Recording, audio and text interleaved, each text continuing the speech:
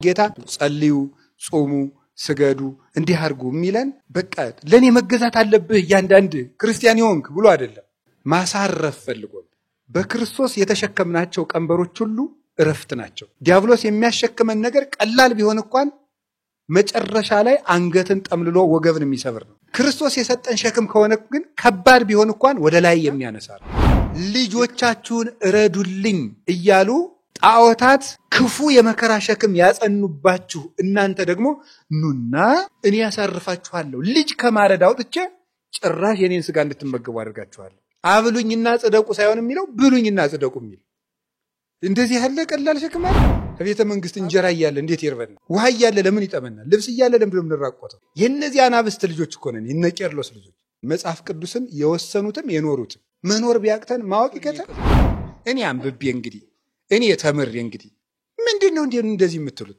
ጴጥሮስ በ55 ዓመቱ አይደል የመጀመሪያ ተማሪው ነው የገባ እኔ እንዲህ ብዬ እኔ እንግዲህ ወዲያ ምን ላረግ ምናምን የተማርኩትን በሰራውት ምናምን የሰነፍ ጥቅስ ነው ጀግንነቱ ካለ እንግዲህ እኔ በልቼ እንግዲህ እንላለን ደጋፊ ክርስቲያን ለቤተ ክርስቲያን አይጠቅማትም ከናንተ በካከለ ያለ በእውነቱ ብዙ መምራት ታብጁ ሁላችንም እንደምንሰናከል ታውቃላችሁ መምራት ታብዙ ብሏል ቅዱስ ያዕቆብ በመልእክቱ አንዱ እንደዚህ ነው የሚደረግ አንዱ እንደዚህ ነው የሚደረግ ሲላችሁ እየተምታታችሁ ቤተ ክርስቲያን ሸምበቆ አታርጓል ለምንድን ነው ሁሉ አሁን የኢትዮጵያ ኦርቶዶክስ ተዋሕዶ ቤተ ክርስቲያን ምዕመናን ያም እየተነሳ ልክ የሌለው አጥር የሌለው መቶ አይነት ነገር በሚዲያ እየተነገረ የህዝቡ ልብ መከራውን የሚያይ ለምንድን ነው ስለማንማር ከቤተ ክርስቲያን መቶ ቃል እግዚአብሔር እያለ መናፍቃን አንድ ጥቅስ ሚዲያ ላይ የወረውሩ ጊዜ ብሎ ላቡ ጠብጠብልን እዚህ አትማሩ መጀመሪያ መጻሕፍትን ስለማታውቁ ትስታላችሁ እምትስቱትን ከሌላ አይደለም ታላቁን የእምነታችን ምስጢር ነው እምነት ያልኩትም ሌላ አይደለም በስጋ የተገለጠው ክርስቶስ ሰውን ከሰው የለየው ክፉን ከደግ መለየቱ ነው ዕውቀት ሳይኖረው ዝም ብሎ በድንቁርና የሚኖር ሰው ሃይማኖቱን አያውቅ ታሪክ አያውቅ ሥርዓት አያውቅ አነጋገር አያውቅ አኗኗር አያውቅ የሰማይ ሕይወት አያውቅ የሰው ነገር አያውቅ ቦታውን አያውቅ ጊዜውን አያውቅ ከማይናገርበት ላይ ይናገራል ከሚናገርበት ላይ ዝም ይላል ለሚሰጠው ይነሳል ለማይገባው ይበትናል የሚያደርገውን የማያውቅ ሰው ይሄ እንስሳ ነው ቤተክርስቲያን ጥምቀቱ ጥምቀቷ ብርሃኑ ብርሃኗ ስደቱ ስደቷ ጾሙ ጾሟ ህማሙ ህማሟ ትንሳኤው ትንሳኤዋ እርገቱ እርገቷ ምጽአቱ ልልናዋ ነው አብራው ነው የምትኖረው ከክርስቶስ ጋር ሲወለድ እረኛም መላክም ሆነ አብራ ታመሰግነዋለች ሲሰደድ አብራው ትሄዳለች ሲመለስ አብራው ትመለሳለች ሲገዘር ግዝረቱን ታከብራለች እንዲህ ያለች ቤተክርስቲያን ነው ከዚህ ቤተክርስቲያን መኮብለል ማለት ከመስቀሉ ስር ኢየሱስ ክርስቶስን አላውቀውም ማለት እና በዓለም ሁሉ መስቀሉን ትተው የኮበለሉትን ሁሉ እባካችሁ ወደ መስቀል ክርስቶስን የምታምኑት ሁሉ አብራችሁት እንጓዝ እግዚአብሔር የሚቀናልን ቤቶች እንደሆናችሁ ታውቃላችሁ ይሄ ጻድቁ ቅዱሱ ሰማይቱ እነ ቅዱስ ቂርቆስ እንደዚህ አይደለም ይሄ ወንበዴው ሌባው ዘማዊው ክርስቶስ የሚቀናለት ቤት ክርስቶስን ያህል ሙሽራችንን እሱ ለፍቅር ቢቀናልን ኃጢያት እየሰራን በማት እንዲቀናብን ማድረግ አይገባም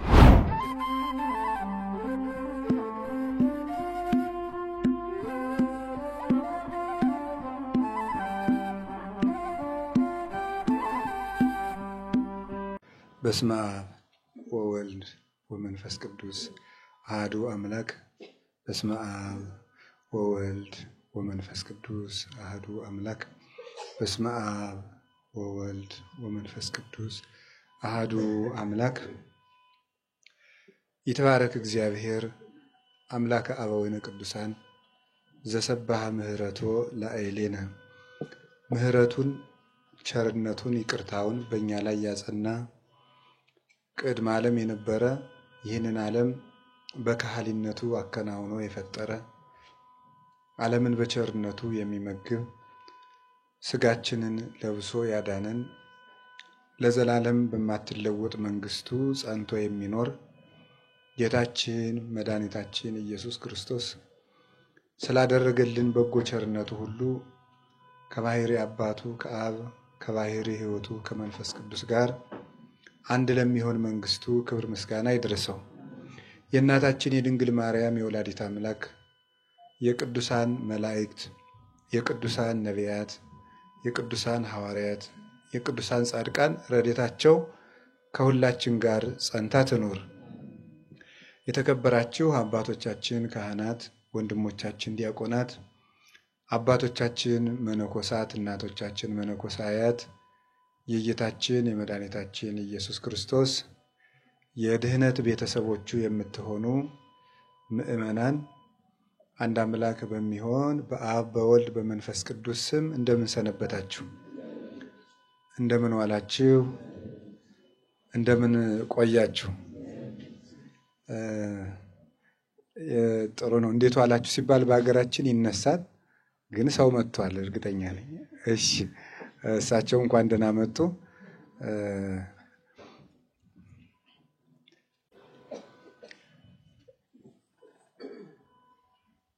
እስከዚህ ሰዓት ያደረሰን ፈጣሪያችን እግዚአብሔር ስሙ የተመሰገነ ይሁን።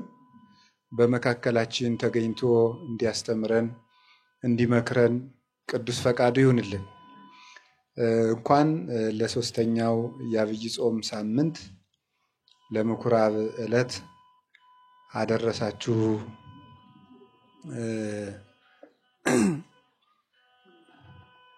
እንግዲህ ካምና ደርሰው ዘንድሮ ያልደረሱ አሉ። ዘንድሮም ደርሰው ደግሞ የካቲት 30 ሳይሉ በ28 የቀራለ፣ በ27 የቀራለ፣ በ29 የቀራለ፣ ወሩ ሳይገባም የቀራለና እግዚአብሔር በቸርነቱ ይሄን ቀን ለነዚያ ሰዎች አይራራላቸውም ማለት አይደለም። ሁሉንም እሱ ያውቃል። ለዚህ ቀን ስላደረሰን ቀን ስለጨመረልን በማንጠቅምበት ወራት ላይ ዕለት እየጨመረ ስለሚሰጠን ስሙ የተመሰገነ ይሁን። እንግዲህ የዐቢይ ጾም ጉዞ የሚል ትምህርት ነው የጀመርነው።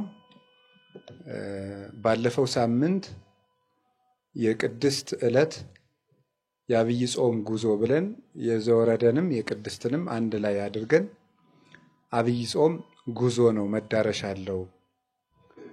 ስለዚህ ጉዟችን ከዘወረደ ጀምሮ ይቀጥላል ብለን የዐቢይ ጾም ጉዞ ክፍል 1 ብለን ተምረናል። በዚያ ሰዓት የተማርነው ጌታችን መድኃኒታችን ኢየሱስ ክርስቶስ ከሰማይ መውረዱ በትህትና የሰማይ መንገድ እንደሚጀመር ተነጋግረን ነበረ። የቅድስና ሁሉ መጀመሪያው ትህትና ነው። ትህትና የንጽህናም የቅድስና የሁሉም ስነ ምግባራት መሰረታቸው ናት የሚለውን ተምረናል። በሁለተኛው ሳምንት ከቂምና ከበቀል ልቡናችንን ንጹህ ማድረግ እንዳለብን፣ እስከ ዛሬ እንኳን በድለን ከሆነ በንስሐ ራሳችንን ማንጻት እንዳለብን፣ ግብዝነት ነፍስን የሚጎዳ ክፉ ደዌና እሾህ እንደሆነ ራሳችንን ከግብዝነት ማንጻት እንዳለብን፣ ግብዝነት ደግሞ አፋዊ ጽድቅ ማስመሰል፣ የውጭ ንጽህና፣ የጽድቅ አቅም በሌላቸው ላይ የራስን ጽድቅ እየጠቀሱ መሳለቅ፣ ሰዎችን መውቀስ፣ እንዲህ ያለ ነገር ነፍስን የሚጎዳት ነገር ነው።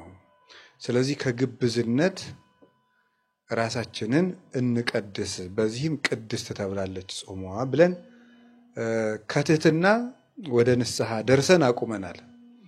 ዛሬ ደግሞ ከአንድ የሥነ ምግባር ፍሬ ላይ እንደርሳለን እንደ እግዚአብሔር ፈቃድ። ዛሬ ምኩራብ ይባላል። የዐቢይ ጾም ጉዞ ክፍል 2 የምንቀጥለው በዐቢይ ጾም ጉዞ ወደ ኢየሩሳሌም በሚል ርዕስ ነው የምንጀምር። እስኪ በዐቢይ ጾም በሉ። ጉዞ ወደ የት? መሳፈሪያ ብታገኙና ብትሄዱ ደስ ይላችኋል ኢየሩሳሌም? እስኪ የሚፈልግ እንድፈልግላችሁ ነው እንግዲህ ካገኘ። ኢየሩሳሌም አታወጡም፣ እጃችሁን አትፈልጉም ማለት ነው። ኢየሩሳሌም ብር ቢገኝ መሄድ የሚፈልግ በቃ ትሄዳላችሁ። ለሁላችሁም እኔ አዘጋጃለሁ፣ የፈጀውን ይፍጅ። ለሁላችሁም እርግጠኛ ሁኑ በዚህ እና የምንሄደው ዛሬ ነው። ዛሬ እንሄዳለን ኢየሩሳሌም። ርዕሳችን ምንድነው? በዐቢይ ጾም ጉዞ ወደ የት ነው? ወደ ኢየሩሳሌም እንሄዳለን ነው። ስለዚህ በሁለተኛው ሳምንት ኢየሩሳሌም መሄድ ማን ነው? በሶስተኛው ሳምንት በዐቢይ ጾም ጉዟችን መሆን ያለበት ወደ ኢየሩሳሌም ነው። እርግጠኛ ነኝ የዛሬ ሳምንት ከነበራችሁት ማንነት ትንሽ አንድ እርምጃ አልተንቀሳቀሳችሁም? ጉዞ ነው ብለናል እኮ አይደል እንዴ? ትንሽ መራመድ አለብን። የሆነ ነገር ማለት የሆነ ወይ ቢያንስ የይቅርታ ልብ ይዘን ይሆናል ብዬ አስባለሁ። እስከ ዛሬ ድረስ ቢያንስ እስከ ዛሬ። እስኪ ደግሞ ከዛሬ በኋላ እግዚአብሔር ደግሞ እግራችን እንድንነቅለው ይርዳን። ጉዞ ነው ብለናል። እንሂድ እየተባለ ቆሞ አይዋልም መችስ። በአብይ ጾም እንሂድ ነው የምላችሁ። የቆምንበት የሆነ የተሳሳተ ቦታ ካለ እሱን ከሱ ተነስተን ወደ ሆነ ነገር መሄድ አለብን እና የቆመ እንጨት ካላፈራ መውደቁ አይቀርም እና መንቀሳቀስ ይገባል። ስለዚህ ዛሬ ደግሞ ወደ ኢየሩሳሌም እንሄዳለን እግዚአብሔር ቢረዳን።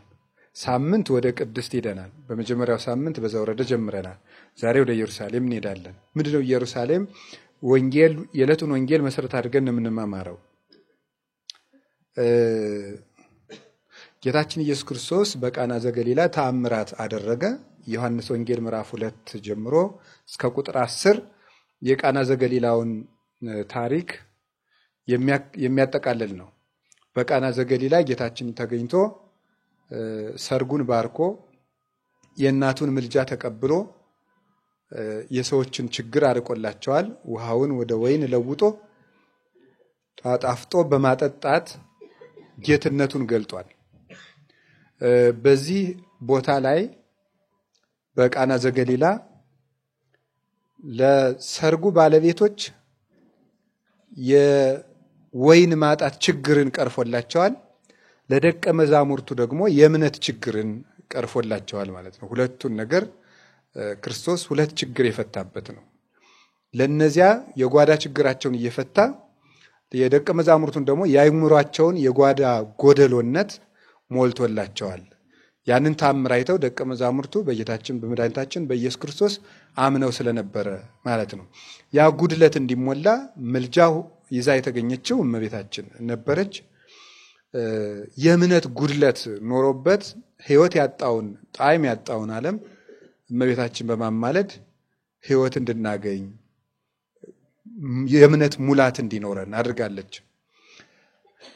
በዚያ እንግዲህ ጌታ ኃይሉን ገልጦ ጌትነቱን ገልጦ ለደቀ መዛሙርቱ አምላክነቱን ካስረዳ በኋላ ቁጥር 11 ስትደርሱ ዮሐንስ ወንጌል ምዕራፍ 2 ቁጥር 11 ከዚህ በኋላ ወደ ቅፍርናሆም ሄዱ ይላል። እሱ፣ እናቱ፣ ወንድሞቹ፣ ደቀ መዛሙርቱ ወደ ቅፍርናሆም ወረዱ ይላል። በዚያም ጥቂት ቀን ቆዩ እዚያው። እዚያ ጥቂት ቀን ከቆየ በኋላ የአይሁድ ፋሲካ ሲደርስ ወደ ኢየሩሳሌም ወጣ ይላል። ወሶበ ቀርበ በዓለ ፋሲካሆሙ ለአይሁድ አርገ እግዚ ኢየሱስ ኢየሩሳሌም። የአይሁድ ፋሲካቸው በደረሰ ጊዜ ጌታችን መድኃኒታችን ኢየሱስ ክርስቶስ ወደ ኢየሩሳሌም ወጣ ይላል። የዮሐንስ ወንጌል ምዕራፍ 2 ቁጥር 13 ለዕለቱ ርዕስ እናደርጋለን። ጉዞ ወደ ኢየሩሳሌም ለሚለው ማስረጃ አድርገን ፊት አውራሪ የምናደርገው ቃላችን ይሄ ነው ማለት ነው። የአይሁድ ፋሲካ በደረሰ ጊዜ ጌታችን ኢየሱስ ክርስቶስ ወደ ኢየሩሳሌም ሄደ። እዚያ በሄደ ጊዜ ምን አገኘ? ብዙ ጊዜ ብንቆጥብ ይሻላል ብዬ ነው በግዕዝ በአማርኛ እያልኩ ማልሄደው። ርዕሱን ከተነጋገር ቀጥታ ብንተርከው ይሻላል ብዬ ነው። ስለዚህ ጌታችን ኢየሱስ ክርስቶስ ወደ ኢየሩሳሌም ሄደ። እዚያ ሲሄድ ምን አገኘ? በሬ፣ በግ፣ ርግብ የሚሸጡ ሰዎችን አገኘ። ቤተ መቅደስ ውስጥ ተቀምጠው በሬ፣ በግና ርግብ በቤተ መቅደሱ እየነገዱ እየሸጡ እየለወጡ አገኘ። ሻጭ ለዋጮችን ነው ያገኘው። የሚሸጡ የሚለውጡ፣ ርግብ የሚሸጡ ወርቅ ለዋጮችንም አገኘ። ምን አደረገ? ወዲያው ጅራፍ አበጀና፣ ጅራፉ እጀታው የእንጨት ነው የሚሉ አባቶች አሉ። እጀታውን የእንጨት የሆነ ጅራፍ አበጅቶ በዚያ ጅራፍ በጎችን ላሞችን በሬዎችን ሁሉ እየገረፈ ከቤተ መቅደስ አስወጥቶ ገበታቸውንም ገለበጠባቸው። ርግብ የሚሸጡ ሰዎችንም መቀመጫቸውን ሁሉ ገለበጠው። ርግቦችን ግን አልገረፋቸውም። ይሄንን ከዚህ አውጡ፣ የአባቴን ቤት የንግድ ቤት አታድርጉት አላቸው። ደቀ መዛሙርቱም የዚህ ጊዜ የቤትህ ቅናት በላኝ አቃጠለኝ የሚለውን የዳዊትን መዝሙር አስታወሱ። መዝሙር 64 ቁጥር 4 ላይ የተጻፈውን የዳዊትን መዝሙር ስለ ቤተ እግዚአብሔር ቅናት የተጻፈውን እሱን አስታወሱ ይላል። እነሱ ግን ምን አሉት? እንዲህ አድርገህ ገበያ የምትፈታ በምን ስልጣንህ ነው? ምን ምልክት ታሳየናለህ? ይሄን ስልጣን ለማድረግህ ይሄንን ነገር ለማድረግህ ለዚህ ሹመትህ ገበያ ለምትፈታበት በሬዎችን በጎቹን በሙሉ አባረህ ገበያ ለምትበትንበት የኛን ወንበር ለምትገለብጥበት ለዚህ ስልጣንህ ምልክት የሚሆን ምን ማስረጃ አለህ ብለው ጠየቁት። ጌታ ምን አላቸው? ይህንን ቤት አፍርሱትና በሶስተኛው ቀን አነሳዋለሁ አላቸው። ይህንን ቤት አፍርሱት በሶስተኛው ቀን አነሳዋለሁ አላቸው። ይሄ ቤተ መቅደስ 46 ዓመት ፈጅቶ የተሰራ ቤተ መቅደስ ነው። አንተ ግን በሶስተኛው ቀን እሰራዋለሁ ትላለህ አሉት። ጌታ ዝም አላቸው። አይገርማችሁ እንዴ? 46 ዓመት የፈጀውን ቤተ መቅደስ በሶስተኛው ቀን እሰራለሁ ትላለህ ሲሉት ዝም አላቸው። ደቀ መዛሙርቱ ጌታችን መድኃኒታችን ኢየሱስ ክርስቶስ ከሙታን ተለይቶ ከተነሳ በኋላ ቤት ያለው ክርስቶስ ስጋውን እንደሆነ በሶስተኛው ቀን ይህን ቤተ መቅደስ እሰራዋለሁ ማለቱ ስጋዬን ከሙታን ለይቼ አስነሳዋለሁ ማለት እንደሆነ፣ ቤቱን አፍርሱት ማለት ስቀሉኝ ማለት እንደሆነ ደቀ መዛሙርቱም ከትንሣኤ በኋላ ነው የገባቸው ይላል ቅዱስ ዮሐንስ።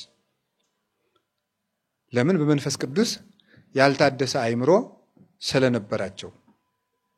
ጌታችን ኢየሱስ ክርስቶስ እዚያ ሳለ በበዓለ ፋሲካ የነበሩት ሰዎች ሁሉ ተአምራቱን አይተው አደነቁ፣ አመኑበት። እርሱ ግን ማንንም አያምናቸውም ነበረ። የሰውን ልብ ሁሉ መርምሮ ያውቃልና ሰው የሚያስበውንም ማንም ሊነግረው አያሻውም፣ እርሱ የሰውን ልብ ሁሉ ያውቃልና ይላል። ስለ ቃሉ የእግዚአብሔር ስሙ የተመሰገነ ይሁን። መጽሐፍ ቅዱስን በአማርኛ ነው የነገርኳችሁ። ምንም የጨመርኩበት ነገር የለም፣ እንዳለ ነው። አሁን ታሪኩን መያዛችሁን እናረጋግጣለን። ጌታችን ኢየሱስ ክርስቶስ ቃና ዘገሊላ ላይ ተአምር ካደረገ በኋላ በቃና ዘገሊላ ተአምር አድርጎ 2 ችግሮችን ፈቷል። አንዱ ችግር ምንድን ነው? ሁላችሁ ነው መናገር ያለበት። የሰርጉን የወይን ችግር ፈታ። ሁለተኛው የፈታው ችግር ምንድን ነው? የሐዋርያትን የምን ችግር? ያለማመን ችግር ፈታና 2 ችግሮችን ፈታ። እሱን አድርጎ ጌትነቱን ገለጠ። ጌትነቱን ካስረዳ በኋላ ወዴት ሄደ? ሁላችሁ አትሉ? ወደ ቅፍርናሆም ሄደ። ወደ ቅፍርናሆም ሲሄድ እነማን አብረው ነበሩ? ቆይ እስኪ ተማሪዎች ዝም በሉ። ሌሎቻችሁ በሉ እስኪ። ጌታ ወደ ቅፍርናሆም ሲሄድ ይሄ እኮ የጌታችሁና የጌታችን የኢየሱስ ክርስቶስ ታሪክ ነው እኮ ይሄ አይደለም እንዴ? ደስ ብላችሁ አትይዙትም? የሆነ ጥሩ ነጋዴ ታሪክ እንኳን ይጠናል። እንዴት ማትሱት? ጌታ እንዲሄደ መጣ እየተባለ እንዲሁ እኮ ይገርማል። እሺ ወዴት ሄደ? ወደ ቅፍርናሆም በሉ። እነማን አብረውት ነበሩ? እናቱ፣ ሌላስ? ደቀ መዛሙርቱ፣ ሌላስ? ወንድሞቹ ሄዱ። እሺ ቅፍርናሆም ስንት ቀን ቆየ?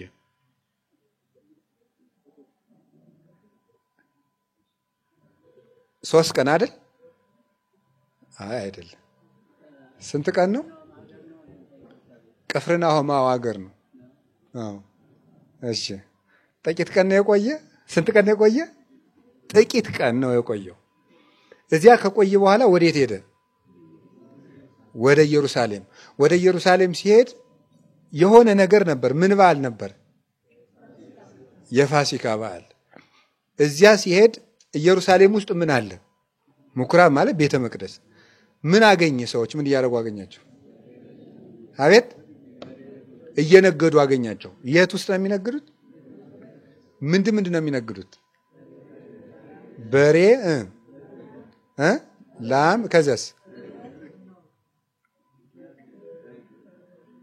ርግብ። ከዛ ደግሞ ወርቅም በወርቅ ይለውጣሉ። ምን አደረገ ጌታ? ጅራፍ አበጀ። ጅራፉ እጀታው ምንድን ነው ብያችሁ ነበር? ምን አደረገ? በዚያ እየገረፈ አስወጣ። ርግቦችንም ገርፎ አስወጣ። አይደለም? አልገረፋቸውም። ርግቦችን አልገረፈም። እነሱን ምን ብሏቸው ነው ያለ? ራሳችሁ ምን ብሎ ነው ያለ? አውጡ ራሳችሁ አላቸው። ምክንያቱም ለምንድነው? ቤቴ የምን ቤት አታድርጉት ነው ያላቸው? የንግድ ቤት አታድርጉት አላቸው። እነሱ መልሰው ምን አሉት? ይሄን ለማድረግ ምንድነው ያሉት? ምን ምልክት ታሳያለህ አሉት። ምን አላቸው? አቤት ቤተ መቅደሱን አፍርሱትና በሶስተኛው ቀን ምን እለዋለሁ? እሰራዋለሁ አላቸው። ይሄን ቤተ መቅደስ በሶስተኛው ቀን አፍርሱትና ነው አፈርሰዋለሁ አላለም። አፍርሱትና እሰራዋለሁ አላቸው። እነሱ ምን አሉት? 46 ዓመት የፈጀውን ቤተ መቅደስ አንተ በስንት ቀን ትሰራዋለህ? በ3 ቀን። እሱ መልሶ ምን አላቸው? ዝም። ለምን ዝም አላቸው? ለምን ዝም አላቸው? ጥያቄ እኮ ቀርቦለታል፣ ግን አልመለሰም። ለምን ዝም አለ? መልሱን እኔ ልንገራችሁ፣ ዝም በሉ። እኔ እዚህ የቆምኩት እንዲህ አይነት መልስ ለመመለስ ነው። ይሄ እኔ ድርሻ ነው ማለት ነው። ዝም አላቸው። ግን እሱ እየነገራቸው የነበረው ስለምኑ ነው? ስለ ስጋው። ይሄን ቤተ መቅደስ አፈርሱት ማለት እኔን ምን ትሉኛላችሁ ነው። በሶስተኛው ቀን እሰራዋለሁ ማለት እነሳለሁ ማለት ነው። ደቀ መዛሙርቱ ይሄ መቼ ገባቸው? ስለምን እስከዚያ ሳይገባቸው ቀረ? በመንፈስ ቅዱስ አይምሯቸው ስላልታደሰ ይላል። ስለዚህ አሁን መጽሐፍ ቅዱስ አጠናን ይባላል። አሁን ወደ ትርጉሙ እንሄዳለን ማለት ነው። ትርጉሙን እናይና የዛሬው ጉዟችን እንግዲህ ዛሬ በስጋ እየተራመዳችሁ እዚህ አዳራሽ መጣችሁ። ደግሞ በቀናት በእድሜ እየሮጥን ሶስተኛው እሑድ ላይ ደረስን። አሁን እየተጓዝን ነው። አሁን ነፍሳችን ዛሬ ምን ላይ ልናደርሳን ነው? የዛሬ የእሑድ መዳረሻችን ምንድን ነው? ዛሬ ሶስተኛው እሑድ ላይ ነፍሳችን የት ትድረስ ነው? በዚህ ወንጌል መሰረት ኢየሩሳሌም አይደል? በጣም ግሩም። ኢየሩሳሌም ምንድን ነው? እሺ በአጭር ቃል እንግዲህ ወደ ትርጉሙ ነው የምንሄደው። ታሪኩን ከያዛችሁት የአይሁድ ፋሲካ በደረሰ ጊዜ ጌታችን ኢየሱስ ክርስቶስ ኢየሩሳሌም ወጣ። ኢየሩሳሌም በሄደ ጊዜ መጀመሪያ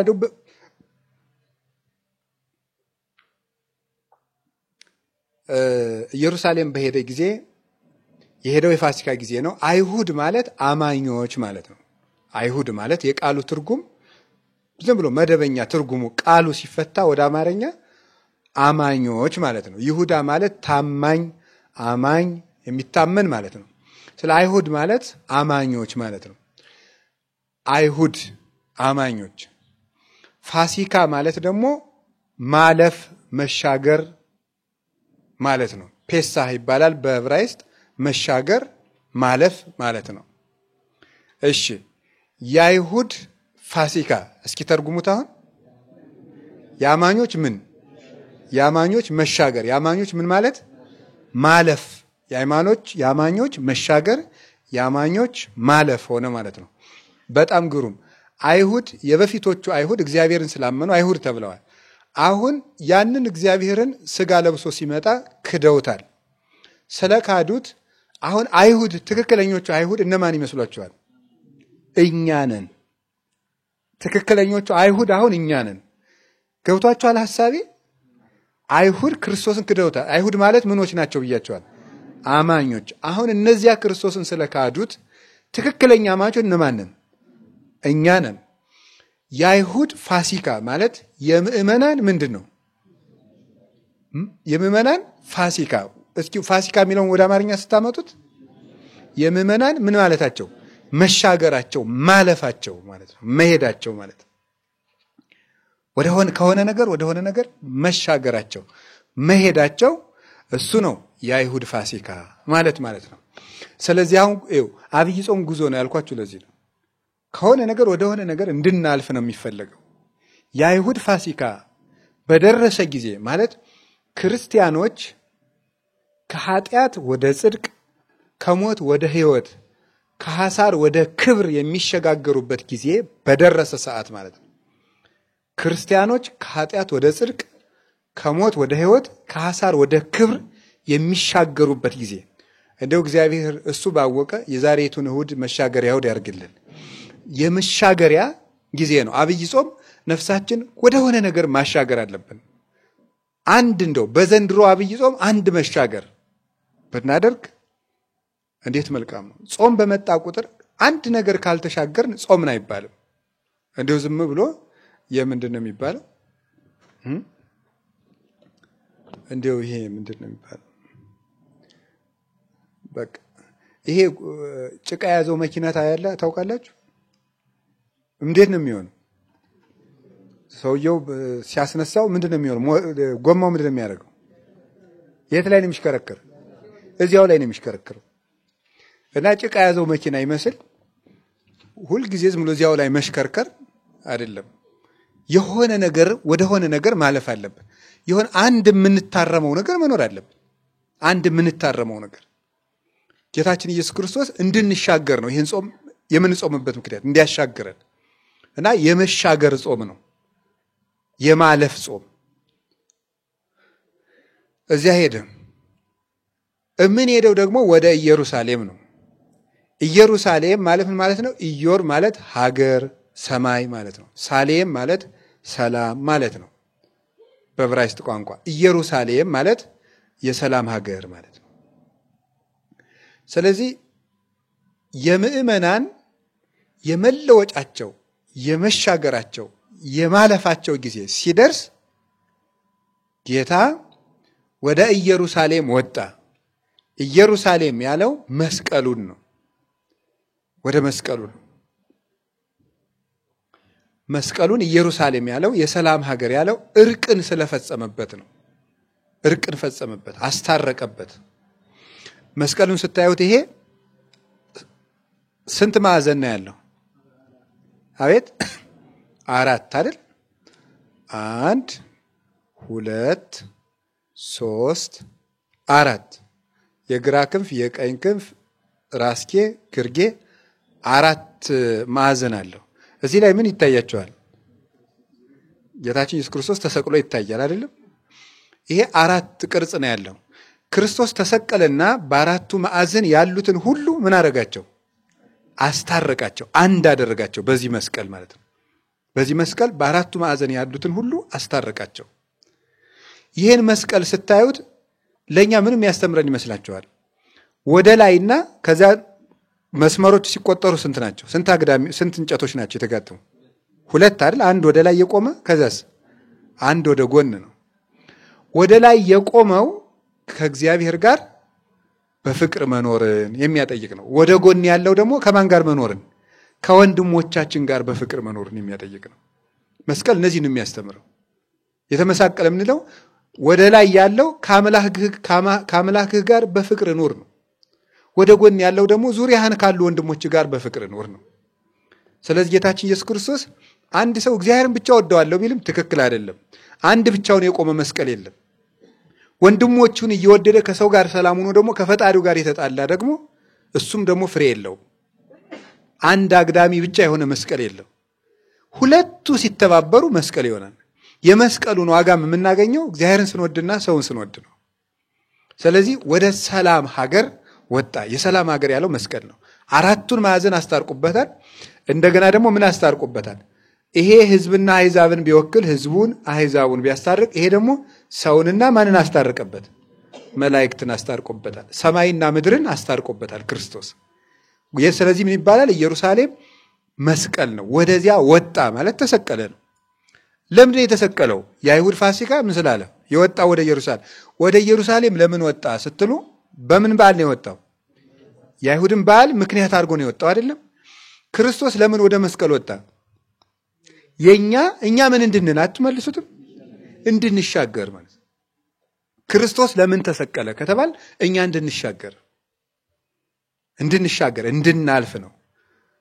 ባሕረ እሳትን እንድንሻገር፣ ገሃነመ እሳትን እንድንሻገር፣ ሰውነታችን ከእንስሳነት ወደ ሰውነት እንዲለወጥ ነው። በክርስቶስ ሁሉ አዲስ ፍጥረት ነው። አሁን ይሄንን ጾም እንጾምና ሕማማት እናከብራለን። ከዛ ይሰቀላል። ከዛ ትንሣኤ ይመጣል። ይሄው ክርስቲያኖች እንድንሻገር ነው። የኛ የክርስቲያኖች ፋሲካ ሲደርስ ክርስቶስ ወዴት ይወጣል? አሁን የስቅለት ዕለት የት ይወጣል? ወደ መስቀል ይወጣል። የክርስቲያኖች መሻገሪያችን ሲደርስ፣ ትንሣኤ ስትደርስ እሱ ወደ ኢየሩሳሌም ወደ መስቀል ይወጣል ማለት። እዚያ ሲሄድ ምን አገኘ? ምኩራብ ውስጥ እየነገዱ አገኛቸው። በሬ፣ በግ፣ ርግብ፣ ወርቅ እየለወጡ አገኛቸው። እነዚህን ጅራፍ አበጀ ይላል። ጅራፍ አበጀና እየገረፈ አስወጣቸው። ያ ጅራፍ ምን መሰላችሁ? የክርስቶስ ሊቀ ካህናትነቱ ነው። ሊቀ ካህናትነቱ ነው። ጌታችን ኢየሱስ ክርስቶስ ወደ ኢየሩሳሌም ራሱን ሊሰዋ የወጣበት ሊቀ ካህናትነት ነው። በገዛ ራሱ ወገብረ መቅሰፍተ ጥብጣቤ ዘሐብል፣ ጅራፉን ራሱ አበጀው ነው የሚለው። ራሱ አበጀ የሚባለው ስልጣነ ክህነትን ገንዘብ ያደረገ ወዶ ማን ነው? ራሱ ነው። የተሾመ አይደለም። ቅዱስ ዳዊት ይህን ሲናገርለት አንተ ካህኑ ለዓለም በከመ ሲመቱ ለመልከ ጼዴቅ፣ እንደ መልከ ጼዴቅ ክህነት አንተ ለእግዚአብሔር የዘላለም ካህን ነህ ብሎታል። እንደ መልከ ጼዴቅ ክህነት ያለበት ምክንያት የክርስቶስ ክህነትና የመልከ ጼዴቅ ክህነት አንድ ነው ለማለት አይደለም። ምሳሌ አካልን አይወክልም። እስኪ አንድ ጥያቄ ልጠይቃችሁ። እገሌ እንደ ንብ ይሰራል፣ እገሌ እንደ ንብ ይሰራል። እንደዚህ ስላውን ሰውየው እንደ ንብ ትንን እያለ ነው የሚሰራ? እንደዛ እያለ ይሰራል? እንዴ አይሰራም። ወይስ ደግሞ አበባ እየለቀመ ነው የሚሰራው? ወይስ ደግሞ የማር ሰፈፍ ነው የሚሰራው? አይደለም። ወይስ ይናደፋል? ስለዚህ አንጻር ዋናው ነገር ጋር እኩል አይሆንም የግድ ማለት ነው። እንደ መልከ እገሌ እኮ ርግብ ነው ሲባል እንደ ርግብ ሁለት ክንፍ ያለው መቆምቆሚያ ያለው ማለታችን አይደለም። ይዋ ነው ስንል ነው ገራገር። እንደ መልከ ጼዴቅ የዘላለም ካህን ሲል ምን ማለቱ ነው ይመስላችኋል? መልከ ጼዴቅ እገሌ ሾመው አይባልም። የመልከ ጼዴቅን ክህነት እገሌ ሹሞታል አይባልም። ጌታችን ኢየሱስ ክርስቶስም እገሌ ሾመው አይባልም። የገዛ ራሱ ስልጣን ነው። አንጻርነቱ ያ ነው። መልከ ጼዴቅ በዚህ ጊዜ ተወለደ የሚል ታሪክ የለውም። አልተጻፈም ማለት ነው። ያልተጻፈ ደግሞ ሆን ተብሎ ነው። ጌታችን ኢየሱስ ክርስቶስ ደግሞ ጥንት የሌለው ነው። መነሻ አስገኝ የለውም። ዘላለማዊ ነው። ቅድመ ዓለም የነበረ ነው እንጂ በዚህ ጊዜ ተገኘ የማይባል ነው። ስለዚህ ጅራፍን ፈተለ ማለት ስልጣነ ክህነትን ሊቀ ካህናትነትን ስጋ ለብሶ ገለጠ ማለት ነው። ሊቀ ካህናትነት ቀድሞ የሌለው ኑሮ ተሾመ ማለት አይደለም። በለበሰው ስጋ ሊቀ ካህናት ሆኖ ይገለጥ ዘንድ ወደደ ማለት ነው። በለበሰው ስጋ በባህሪው ያለችውን ስልጣኑን በስጋ በሊቀ ካህናትነት ገለጣት። ራሱን ከሰው ጋር ሰውን ከራሱ ከአባቱ ከመንፈስ ቅዱስ ጋር አንድ ያደርግ ዘንድ ክህነትን ገንዘብ አድርጎ የገዛ ስልጣኑን ይዞ ተገለጠ ነው። ራሱን ነው የሰዋ። በግ ራሱን አይሰዋም። ክርስቶስ ግን ራሱን ነው ያቀረበው። ለዚህ ነው ቅዱስ ኤፍሬም ዘአይረገ ላቡሁ ርሶ ዕጣነ ራሱን ያሳረገ ይላል። አሁን አንድ በግ ራሱን ያሳርጋል? በብሉይ ኪዳን ሊቀ ካህናት ነው የሚያሳርገው። አንድ ወይፈን ራሱን አያሳርግም። ክርስቶስ ራሱን ነው ያሳረገ። ይሄ ለሱ ብቻ ነው የሚቻለው። ሊቀ ካህናቱ ራሱን ማሳረግ አይችልም። ከሱ አፋ ያለ በግ ነው ማሳረግ የሚችለው። በጉ ራሱን ማሳረግ አይችልም። ሊቀ ካህናቱ ነው በጉን የሚያሳርገው። ከእግዚአብሔር ጋር እንዲገናኝበት የሚሆን የጸሎት ጤስ የሚያደርገው።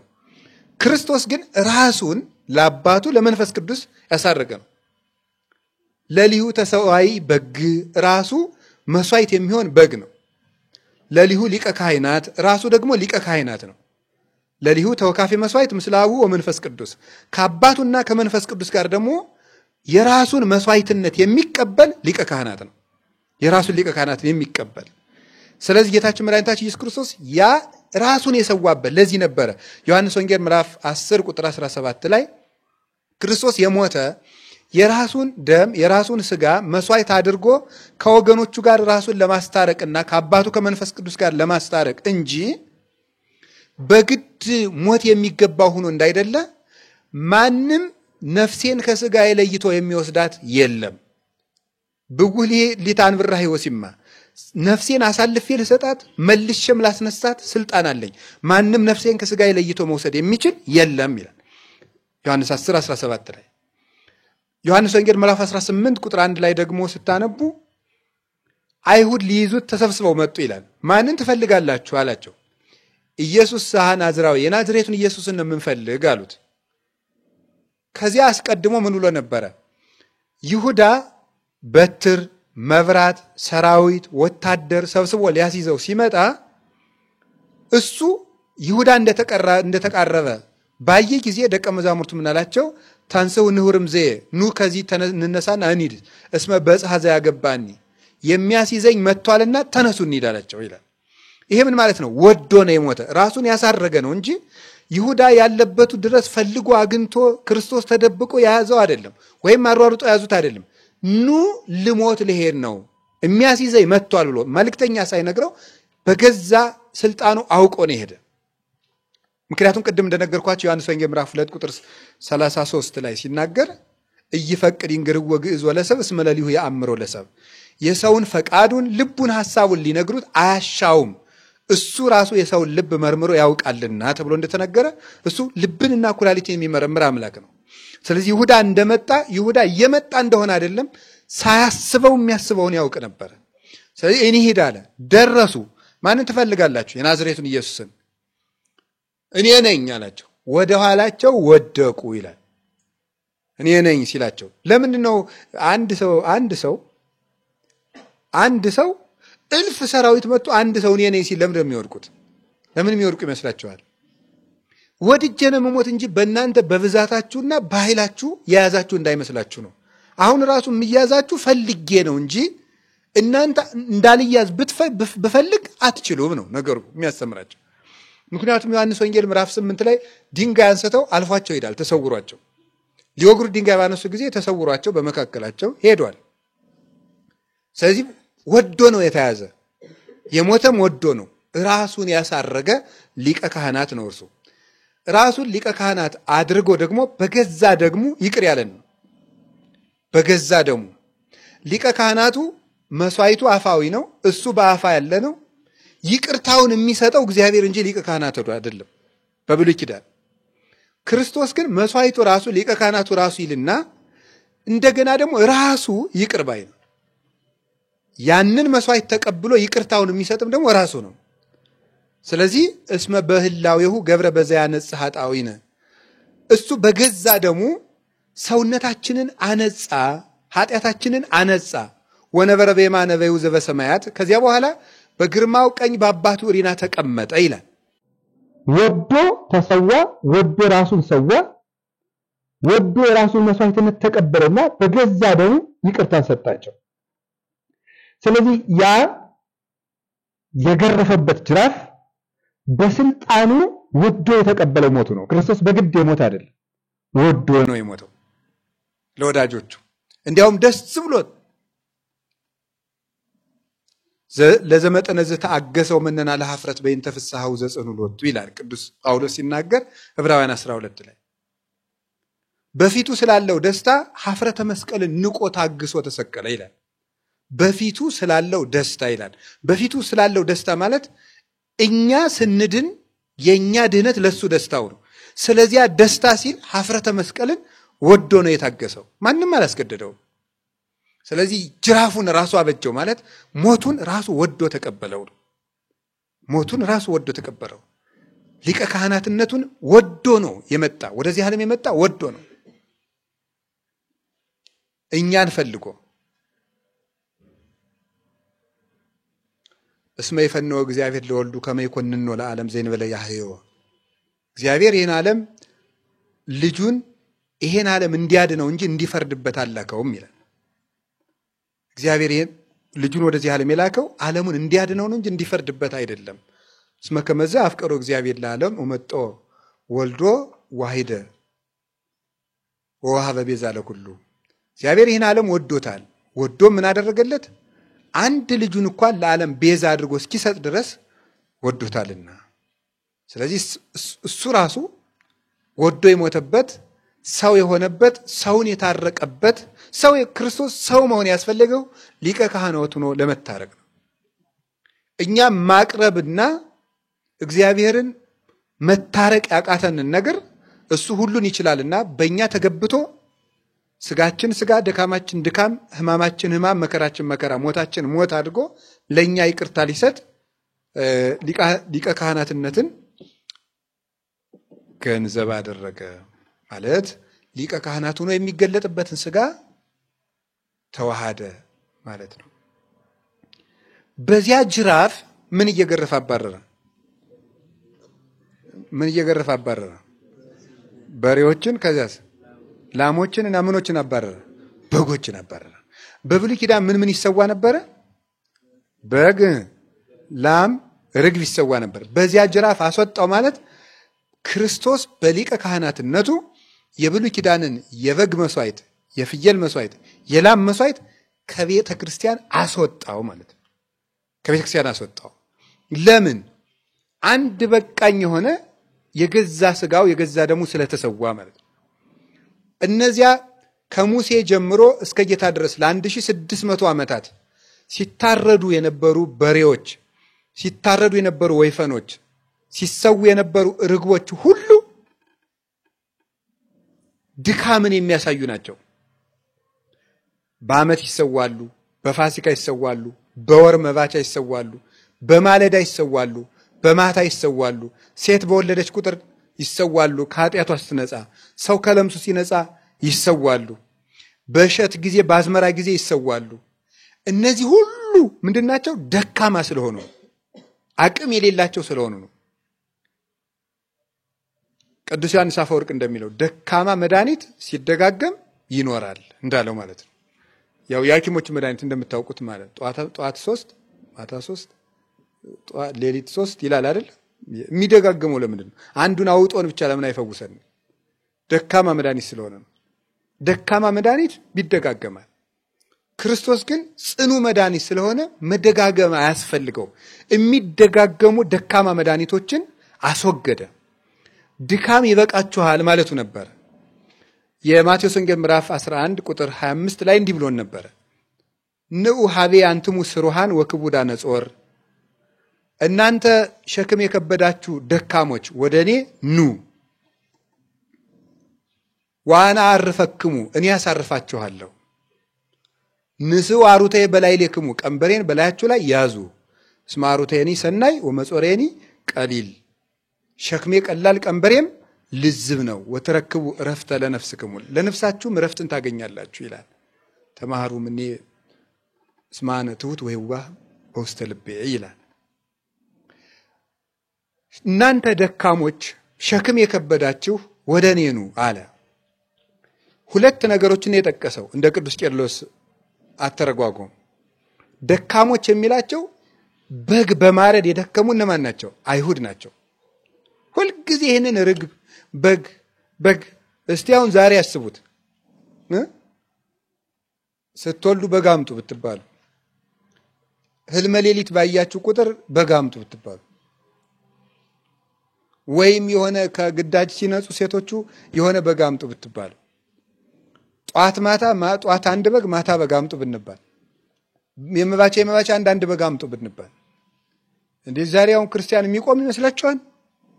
ይሄ ድካም ነበረ። እንዲህ ተብሎ ነበር የእግዚአብሔርን ረድኤት የሚያገኙት። አሁን ጌታችን መድኃኒታችን ኢየሱስ ክርስቶስ መጣና ድካማችንን እሱ ነሳ ደዌን ወጾረ ሕማመነ ይሄን ድካም ተቀበልና የማይደክመው ደክሞ ወደ ኪሞ እግዚእ ኢየሱስ በሐዊረ ፍኖት እንደተባለው ደክሞት ከውሃ ዳር ተቀመጠ ይላል። ያ ድካም ዝም ብሎ አይደለም። ዓለም ያደከመችንን እኛ ለማዋጀት ነው። መስዋዕት ያደከማቸውን ብዙ ነገር በማቅረብ የደከሙት በቃ እንግዲህ አትድከሙ ነው። እኔ ደክሜ ስጋዬን ቆርሼላችኋለሁ፣ ደክሜ ደሜን ቀድቼላችኋለሁ፣ እሱ ይበቃችኋል አለ። አሁን ያን የሰጠን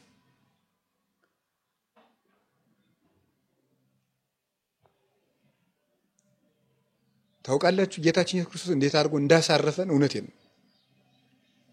አሁን እስቲ እግዚአብሔር ያሳያችሁ።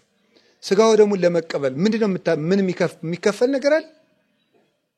ርግብ አምጡ ተባልን፣ ዶሮ አምጡ ተባልን፣ ነውስ በግ አምጡ ተባልን። ዝም ብለን እሱ ደክሞልን ሳንደክም የሱን ስጋ እንበላለን። እሱ ተሰቅሎበት እኛ እሾህ ያልተወጋንበትን ደም እንጠጣለን እንድንበት ዘንድ ምንም ሳይነካን ማለት ነው። ያንኑም ደግሞ ተገልግለን ነው። ያንኑም ተገልግለን እባካችሁ ቅረቡ፣ እባካችሁ እንደው ቅረቡ ተብለን ማለት ነው። እና ጌታችን ኢየሱስ ክርስቶስ ይሄን ድካም አራቀልን። አምጡና ጽደቁ ቢለን ኑሮ የት እናመጣ ነበር? እስቲ መነኮሳት አስቡት።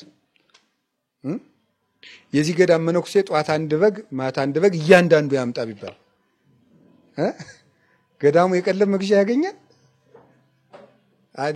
ወይ? እንሰድር ካልሆነ እንደዚህ አድርጋችሁ ነው የምትጸድቁ ብንባል ጌታ ያራቀልንን ሸክም ተመልከቱ።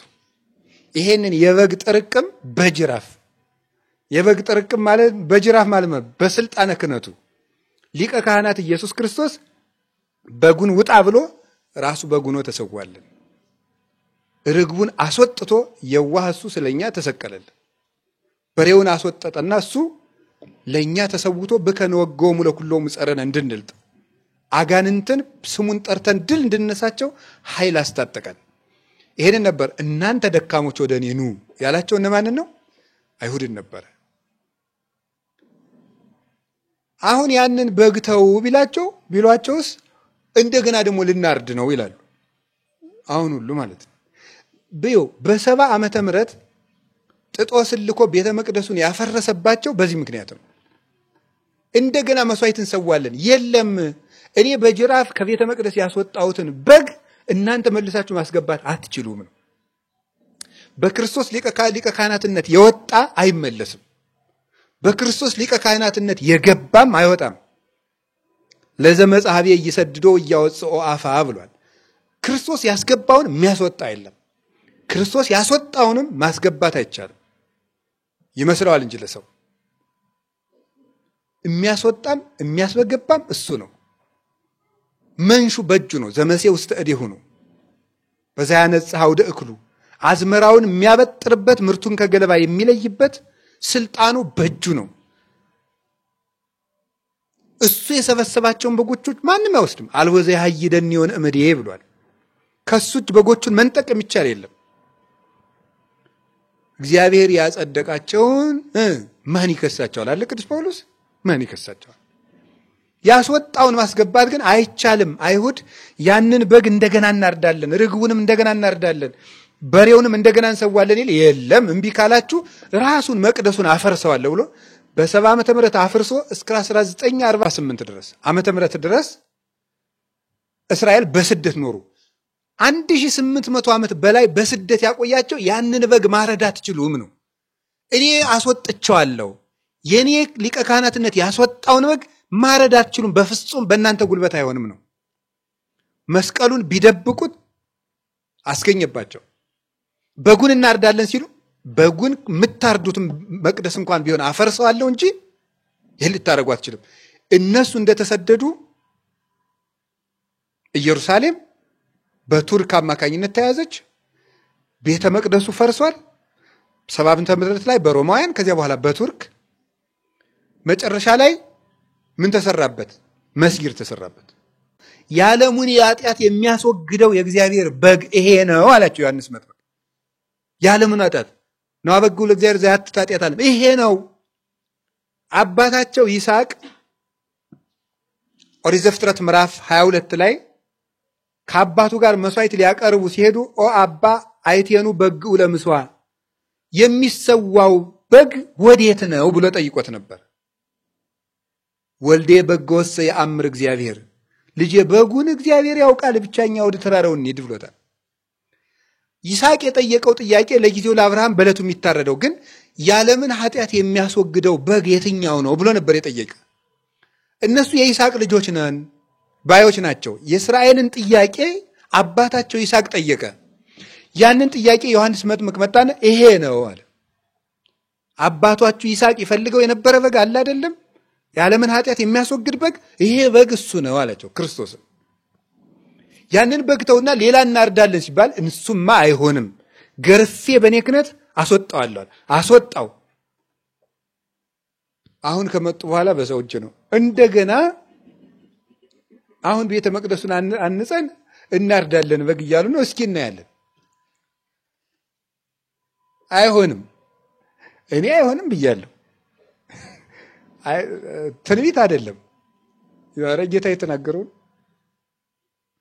ወጥቶ ሄዷል ነው። እዚህ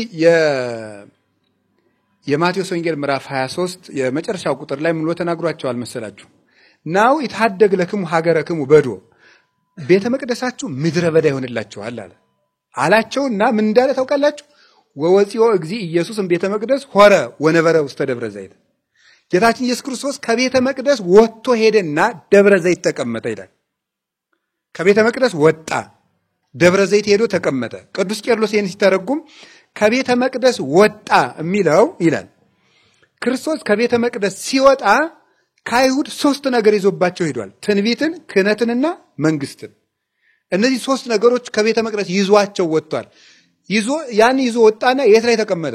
ደብረ ዘይት። ደብረ ዘይት ማለት የወይራ ተራራ ነው። ዘይት ማለት ቅባት ነው። ቅባት ከሆነ ቅባት ደግሞ የሚባለው ማን ነው? መንፈስ ቅዱስ ነው። በቅባቶች አካሄድ ያ አይደለ። ቅባት መንፈስ ቅዱስ ቅዱሱን ቅባት ይለዋል። ቅባት የተቀባ ሰው እንዲያምር መንፈስ ቅዱስ ለነፍስ ምን ያደርጋል? ውበቷ ነው፣ ግርማዋ ሞገሷ ነው። ቅባት ዝገትን እንዲያርቅ መንፈስ ቅዱስ ዝገት ኃጢአትን ያርቃል። ስለዚህ ወደ ደብረ ዘይት፣ ደብር ተራራ ነው፣ ዘይት ቅብ ነው፣ ዘይት መብራት ነው፣ መንፈስ ቅዱስ ብርሃን ነው። ስለዚህ ዘይት ማለት ቅብ፣ ቅብ ማለት መንፈስ ቅዱስ፣ ተራራ ማለት ቤተ ክርስቲያን። ከቤተ መቅደስ ወጥቶ ደብረ ዘይት ሄዶ ተቀመጠ ማለት ክህነትን፣ ትንቢትን፣ መንግስትን ለማን ሰጠ ማለት ነው? ለቤተ ክርስቲያን ሰጥቷታል። ከዚህ በኋላ እነሱ ጋር የለም። ይኸው የሚታወቅ ዘንድ እስራኤል ቀብተው አያነቅሱም፣ ሊቀ ካህናትም የላቸው፣ መቅደስም የለም፣ መስዋዕትም የለም። ጌታችን ኢየሱስ ክርስቶስ እንኳን ይህን በግ አስወጥቶ ጣለልን፣ እንኳን ወደሱ መስዋዕትነት አደረሰን በእውነቱ። ስለዚህ ከፋሲካ ኢየሩሳሌም ደረሳችሁ። ኢየሩሳሌም መሻገር ማለት ይሄ ነው ማለት ነው። ከዚህ ወጥተን ይኸው እነሱ እስከ ዛሬ ድረስ ያን በግ እያረዱ አሉ። እዚህ ውስጥ ያልተሻገረ የለም። ግን ዝም ብለን ስጋው ደግሞ ሳንቀበል እያንቀላፋን ከተቀመጥ እኛም ቢሆን ዝም ብለን እንዳልተሻገረ ሰው መሆናችን ነው። ወደ ክርስቶስ ፋሲካነት መድረስ አለብን። በጎቹን ጠርጎ አስወጥቶ የጣለበት ምክንያት እንግዲህ መስዋዕታችሁ እኔ ነኝ ማለት ነው። ሸክም የከበዳችሁ ብሎ ነበር አይደል? ሸክም የከበዳችሁ ደግሞ የተባሉ እነማን ናቸው ይላል ቅዱስ ቄርሎስ? አሕዛብ ናቸው። ደካሞች የተባሉ አይሁድ፣ ለምን? በግ በማረድ የደከሙት። ሸክም የከበዳችሁ ደግሞ የተባሉ እነማን ናቸው? አሕዛብ።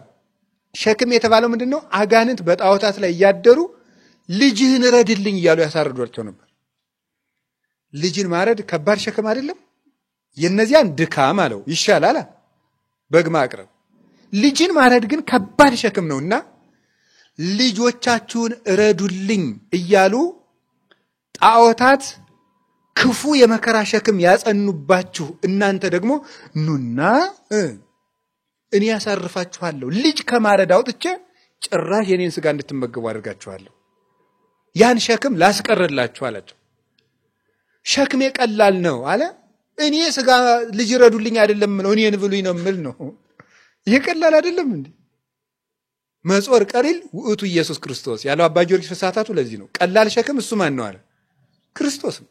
ቀላል ሸክም አብሉኝና ጽደቁ ሳይሆን የሚለው ብሉኝና ጽደቁ የሚል እንደዚህ ያለ ቀላል ሸክም አለ? አብሉኝ ያለ ነው ከባድ። እኮ ይገርማል። ሰው ልጅ እንደ የሰው ልጅ ማን በምን ከፍርድ ይድን ይሆን? ብላና ጽደቅ ቢባል እንደው የሰው ልጅ የተገላበጠ ነገር እኮ ነው።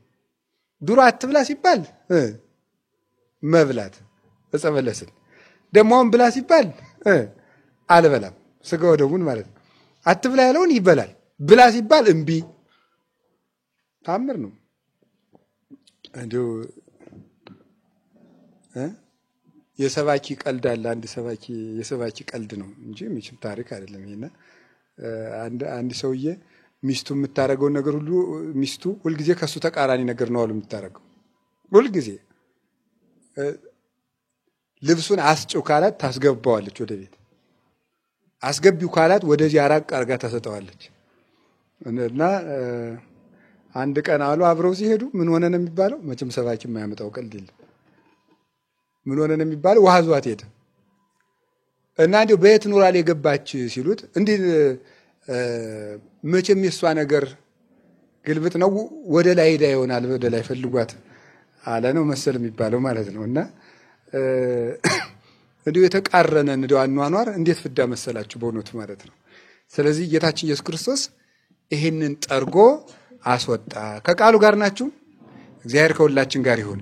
ሸክማችን ያንከባለለልን ድካማችን ያሳረፈን አምላክ ክብር ምስጋና ይግባው። አሁን ጌታ ልንገራችሁ፣ ጸልዩ፣ ጾሙ፣ ስገዱ፣ እንዲህ አድርጉ የሚለን በቃ ለኔ መገዛት አለብህ እያንዳንድ ክርስቲያን ይሆንክ ብሎ አይደለም። ምን ማድረግ ፈልጎ ነው? ማሳረፍ ፈልጎ ነው። በክርስቶስ የተሸከምናቸው ቀንበሮች ሁሉ እረፍት ናቸው። ዲያብሎስ የሚያሸክመን ነገር ቀላል ቢሆን እንኳን መጨረሻ ላይ አንገትን ጠምልሎ ወገብን የሚሰብር ነው።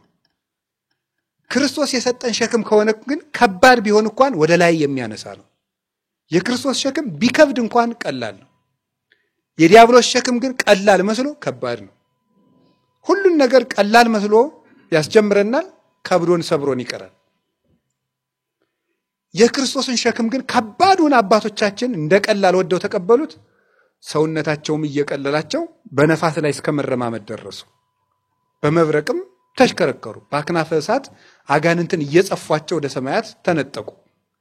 እዚህ የደረሱበት ምክንያት ጌታችን ኢየሱስ ክርስቶስ የሰጣቸውን ሸክም ስለተቀበሉ ነው። አስወጣው። ሌላው ምን እያደረገ ይመስላችኋል? አሁን እኛ ስለዚህ አንዱ ማድረግ ያለብን ምንድነው? የሚያደክሙንን ነገሮች በሙሉ በዓለም የያዝናቸው ነገሮች ሁሉ የሚያደክሙን ናቸው። ከነዚያ ከሚያደክሙን ነገሮች መውጣት ነው። ወሬ ለምሳሌ ያደክማል አይደክምም? ያደክማል። እንቅልፍ ያደክማል ያጠነክራል? ያደክማል። ተኝቶ ያደረሰው እንደገና ምንድን ነው የሚያምረው? መተኛት። እንደዚያ ነው ማለት ነው። እንቅልፍም ያደክማል፣ ደካማን የሚያደርገው። እረፍት ያደክማል ያጠነክራል። አሁን የገበሬውን እጅ አይታችሁታል? ኧረ ከመቀስተ ብርት ጽኑ እኮ ነው። እንደዚህ ያለ እኮ ነው በእውነቱ ማለት ነው። ሰብሮ ይጥላል እኮ ብረት እኮ ነው። ለምን ሲባል ይሰራል። የእረፍት እንደሚያደክም እዩት። ባጭሩ መልሱ ሐጾ እንዲሉ መጽሐፍ ሳንጠቅስ የገበሬ እጅ በቂ ነው። ስፖርት አልሰራ፣ ምን አላረገ በቃ ስራው አጠንክሮታል። እረፍት ደካማን የሚያደርገው፣ ትጋት ግን ያጠነክራል። ነፍስም እንደዚያው ናት። ባረፈች ቁጥር እየደከመች ትሄዳለች። ስጋም ሲሰራ ነው የሚጠነክር፣ ነፍስም ስትሰራ ነው የሚጠነክር። እና ጌታችን መድኃኒታችን ኢየሱስ ክርስቶስ እንዲህ ሊያሳርፈን ነው ቤተ መቅደስ ውስጥ የከተተን። ወደ ኢየሩሳሌም ሂዱ ማለት ወደ መስቀል ኑ ማለት ነው። ወደ መስቀል ኑ ማለት ነው። የኔ ሊሆን የሚወድ ቢኖር ምንድነው ያለ? መስቀሌን ተሸክሞ ይከተለኝ። ስለዚህ ወደ ኢየሩሳሌም መውጣት ማለት ወደ ክርስቲያናዊ ተጋድሎ መምጣት ማለት ነው። ወደ ኢየሩሳሌም መሄድ ማለት ወደ ክርስቲያናዊ ተጋድሎ መምጣት፣ የተውናቸውን ነገሮች ማንሳት፣ የጣልናቸውን የጽድቅ ጦሮቻችንን መታጠቅ። ወንስኡ ኢየራ መድኃኒት ብሎናል። የጽድቅ ጥሩር ምን በሉ ነው ያለ ቅዱስ ጳውሎስ? ልበሱ ነው። ንስኡ ወልታ ጽድቅ፣ የእውነት ጋሻንም አንሱ፣ የመንፈስ ቅዱስን ጥሩር ልበሱ። ይሄ ምንድነው አለ? ቃለ እግዚአብሔር። የሚዋጉ አርበኞች ከላይ ጥሩር ይለብሳሉ፣ በቀኝ እጃቸው ጋሻ ይዛሉ፣ በቀኝ እጃቸው ጦር፣ በግራቸው ጋሻ ይለብሳሉ። ታች ምን ያደርጋሉ? ጫማ፣ እሾህ የማይበሳው ጫማ ያደርጋሉ። ስለዚህ ቅዱስ ጳውሎስ በዚህ አርበኝነት ወሰደና ምን አለ? ጥሩር አርጉ ልጅነታችሁን፣ ጋሻ ጦር አንሱ ዘውቱ ቃለ እግዚአብሔር፣ ይሁም የእግዚአብሔር ቃል ነው። ጫማ አርጉ ወንጌል ናት። ቁሙ ተስኢነክሙ ኃይለ ወንጌል ዘበሰላም፣ የሰላሙን ወንጌል ተጫምጣችሁ ቁሙ። ኤፌሶን 6:10 ላይ ለምን? እስመ ኢኮነ ቀትልነ ምስለ ዘሥጋ ወደም፣ ጦርነታችን ውጊያችን ከስጋዊ ከደማዊ ጋር አይደለም ከአጋንንት ጋር ነው እንጂ ብሎ ይነገራል። ስለዚህ የተውነውን ነገር ወደ ማንሳት፣ ጦሩን የወረወረ አርበኛ ድል አይነሳም። ጥሩር ያለበሰ ድል አይነሳም። ጫማ ያልተጫማ ሩጦ ያመልጥም፣ በቀላሉ ሾህ ይወድቃል። እንደዚሁም ሁሉ ቃለ እግዚአብሔር የተወ ሁሉን የዘነጋ የእግዚአብሔርን ቃል ከማንበብ ከመመልከት ከማሰላሰል ከተመስቶ ከመጸለይ ካቋረጠ አንድ ሰው በቃ ዝም ብሎ እጁን እግሩን ራሱ አስሮ ለወጠላቶቹ ያስረከበ ሰነፍ አርበኛን ይመስላል። እንዲህ አድርጋችሁ ወደ ኢየሩሳሌም ውጡ ማለት ወደ ተጋድሎ ኑ ነው። እንቅልፍን ወደ መቀነስ፣ ተግቶ ወደ ማንበብ፣ መጽሐፍ ወደ መመልከት፣ ትጉ ወደ መሆን ኑ ነው። ከዚያስ ምን አድርጉ? ርግቡን ይሄን አስወጡትና እውነተኛውን መስዋዕት ኢየሱስ ክርስቶስን ስጋው ደሙን ተቀበሉ። በሊቀ ካህናት ኢየሱስ ክርስቶስ ንስሐ ስር ንስሐ ግቡ፣ ለቁርባን ብቁ፣ ከክርስቶስ ጋር ካለመኖር ወደ ክርስቶስ ወደ መኖር ኑ ማለት ነው። ኦርቶዶክሳዊነት ማለት ክርስቶስን መስቀል ተሸክሞ ተከታይነት ማለት ነው። ሌሎቹ ከኦርቶዶክስ የሚወጡት ምንድነው? ከመስቀሉ ሲሮጡ ነው። ጌታ ያለ ምንድነው? ዘኢጾረ መስቀለ ሞቴ እይክ ሊጸመደኒ፣ መስቀሌን ተሸክሞ የማይከተለ ሰው ቢኖር እሱ ሊያገለግለኝ አይችልም ነው። ኦርቶዶክስነት መስቀል ተሸክሞ ተከታይነት። ከኦርቶዶክስ መውጣት ደግሞ አይ እኔ መከራ አልፈልግም ክርስቶስ ይበቃኛል። ግን ጌታ መስቀል እኔ ተሸክሜ እቀራለሁ አላለም። አንተም ተሸክመ ተከተለኝ ነው ያለው። እኔ ተሸክሜ የለሃለሁ በቃ አይደለም ያለ። አንተም ተሸከምና ና። የማቴዎስ ወንጌል ምዕራፍ 16:24 አንተም ተሸክመህ ተከተለኝ ነው ያለ። መስቀል የሚሸከመው ክርስቶስ ብቻ ሳይሆን እኛም ነን። እንዲህ ግር ዘይፈቅድ ይትለወኒ፣ እኔን ሊከተል የሚወድ ሰው ካለ ይጽላ ነፍሶ፣ ሰውነቱን ይካድ፣ ያጥብ፣ ይጨክን፣ ወይጹር መስቀለ ሞቱ ወይትለወኒ፣ ለሞት የሚያበቃውን መስቀል ተሸክሞ ይከተለኝ ነው ያለ። ዘያፈቅር አለ ነፍሱ ለይግድፋ፣ ሰውነቱን የሚወድ ካለ በመስቀል በግራይተ መስቀል ይጣላት። ዘገደፋ ለነፍሱ በእንቲያ ይረክባ፣ ለኔ ብሎ ሰውነቱን በግራይተ መስቀል የጣላት ሰው እርሱ በኋላ ክብር ብርሃን ለብሳ ያገኛታል ነው ያለ። በሌላ ወንጌልም ሲያስተምር አማን ብለክሙ እመወርቀት ጠተስርና ይዲ በምድር ባይታት ነበር። የስንዴ ቅንጣት ከጭቃ ላይ ካልወደቀች ብቻዋን ትኖራለች። ወድቀት ወሞተት ብዙ ፍሬ ትፈሪ፣ ወድቃ ከፈረሰች ከበሰበሰች ግን ብዙ ፍሬ ታፈራለች ብሎ ንግሮን። ስለዚህ ክርስቶስ መስቀል ተሸክሞልኛል እያሉ መቀለድ የለም። አንተም ተሸከምና ተከተለኝ። ክርስትና ክርስቶስን መከተል ነው። ባለፈው እንዳልኳችሁ ደቀ መዛሙርቱን ለሐዋርያነት ሲጠራቸው ምን በላይ ነበር የሚላቸው? እየሄደ አቤት ተከተለኝ። ምን ይዘህ አለ? በኋላ ደግሞ መስቀል ይዘህ ተከተለኝ። ስለዚህ ቅዱስ ጳውሎስ ደግሞ ምን አለ ወስዶ ይሄንን በተአምኖ ልሂቆ ሙሴ በእምነት ካደገ በኋላ ክህደ ከመ ይበልዎ ወልደ ወለተ ፈርዖን የፈርዖን የልጅ ልጅ መባልን ሁሉ ምን አላለ? ጠላ አለ።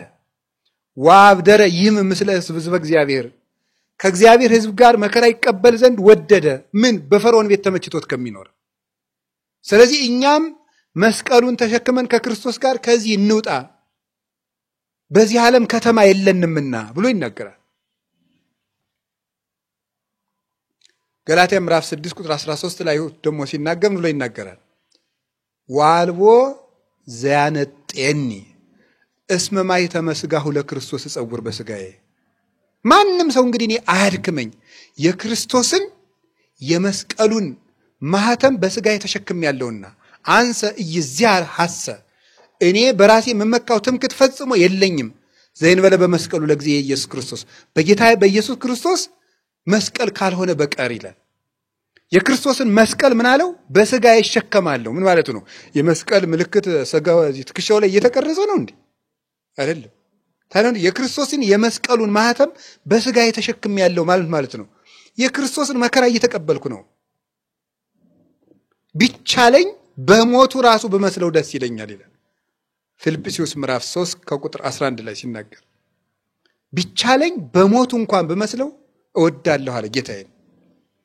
ለክርስትና ይሄ ነው ወደ ኢየሩሳሌም መውጣት ማለት ከክርስቶስ ጋር መከራ መቀበል። አሁን የእግዚአብሔር ቤተሰቦች ስንጾም አሁን ከክርስቶስ ጋር መስቀል እየተሸከምን ነው። ደስ አይላችሁም?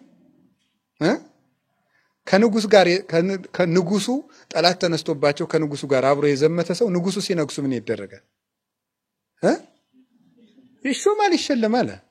አሁን ከንጉሳችን ከክርስቶስ ጋር መስቀል እየተሸከምን ነው። በሕማማቱ እኮ እኛ መከራ የምንቀበለው እየቀለድን እኮ አይደለም። ሰው ሕማማትን የሚጾመው ምን እያደረገ ይመስላችኋል? መስቀልህን አብረን ተሸክመን እንከተላለን። ሕማምህ ሕማማችን ነው። ስትነሳ ደግሞ ትንሣኤ ምናችን ነው? ትንሣኤያችን ነው። እና እንደዚህ ያለች ቤተክርስቲያን አለች እንዴ?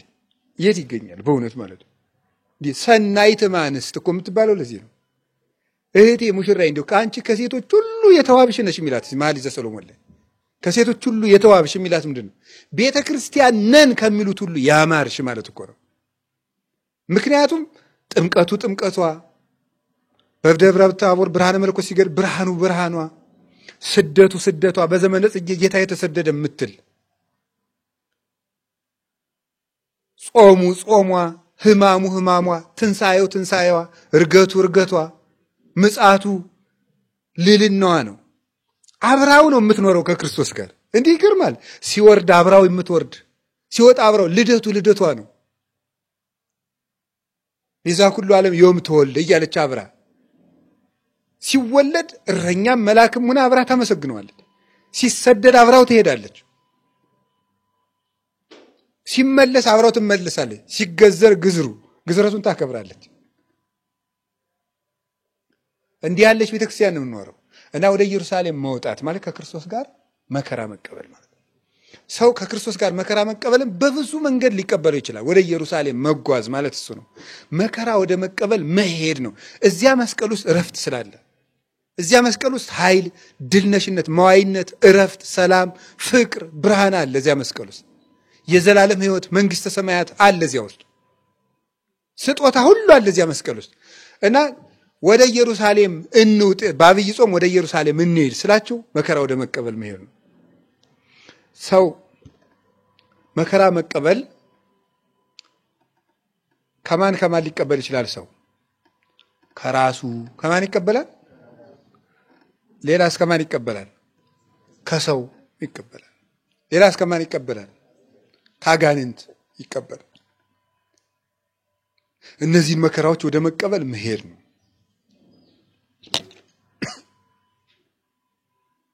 ስለዚህ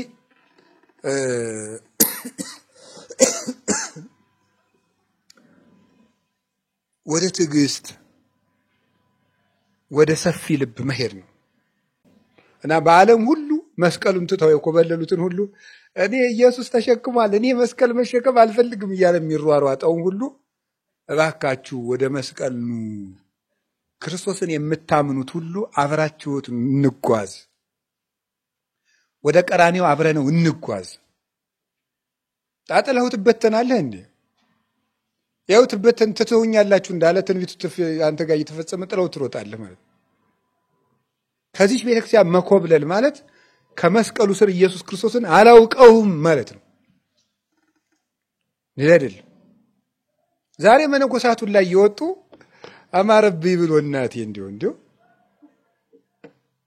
እየወጣ መነኮሴው ሁሉ አሁንማ ደግሞ እንዲሁ ተያይዘውታል። መነኮሳቱ ሁሉ እየወጡ ተመስገን ኢየሱስ ነፃ አውጥቶኛል እንዲሁ እኮ ይገርማል።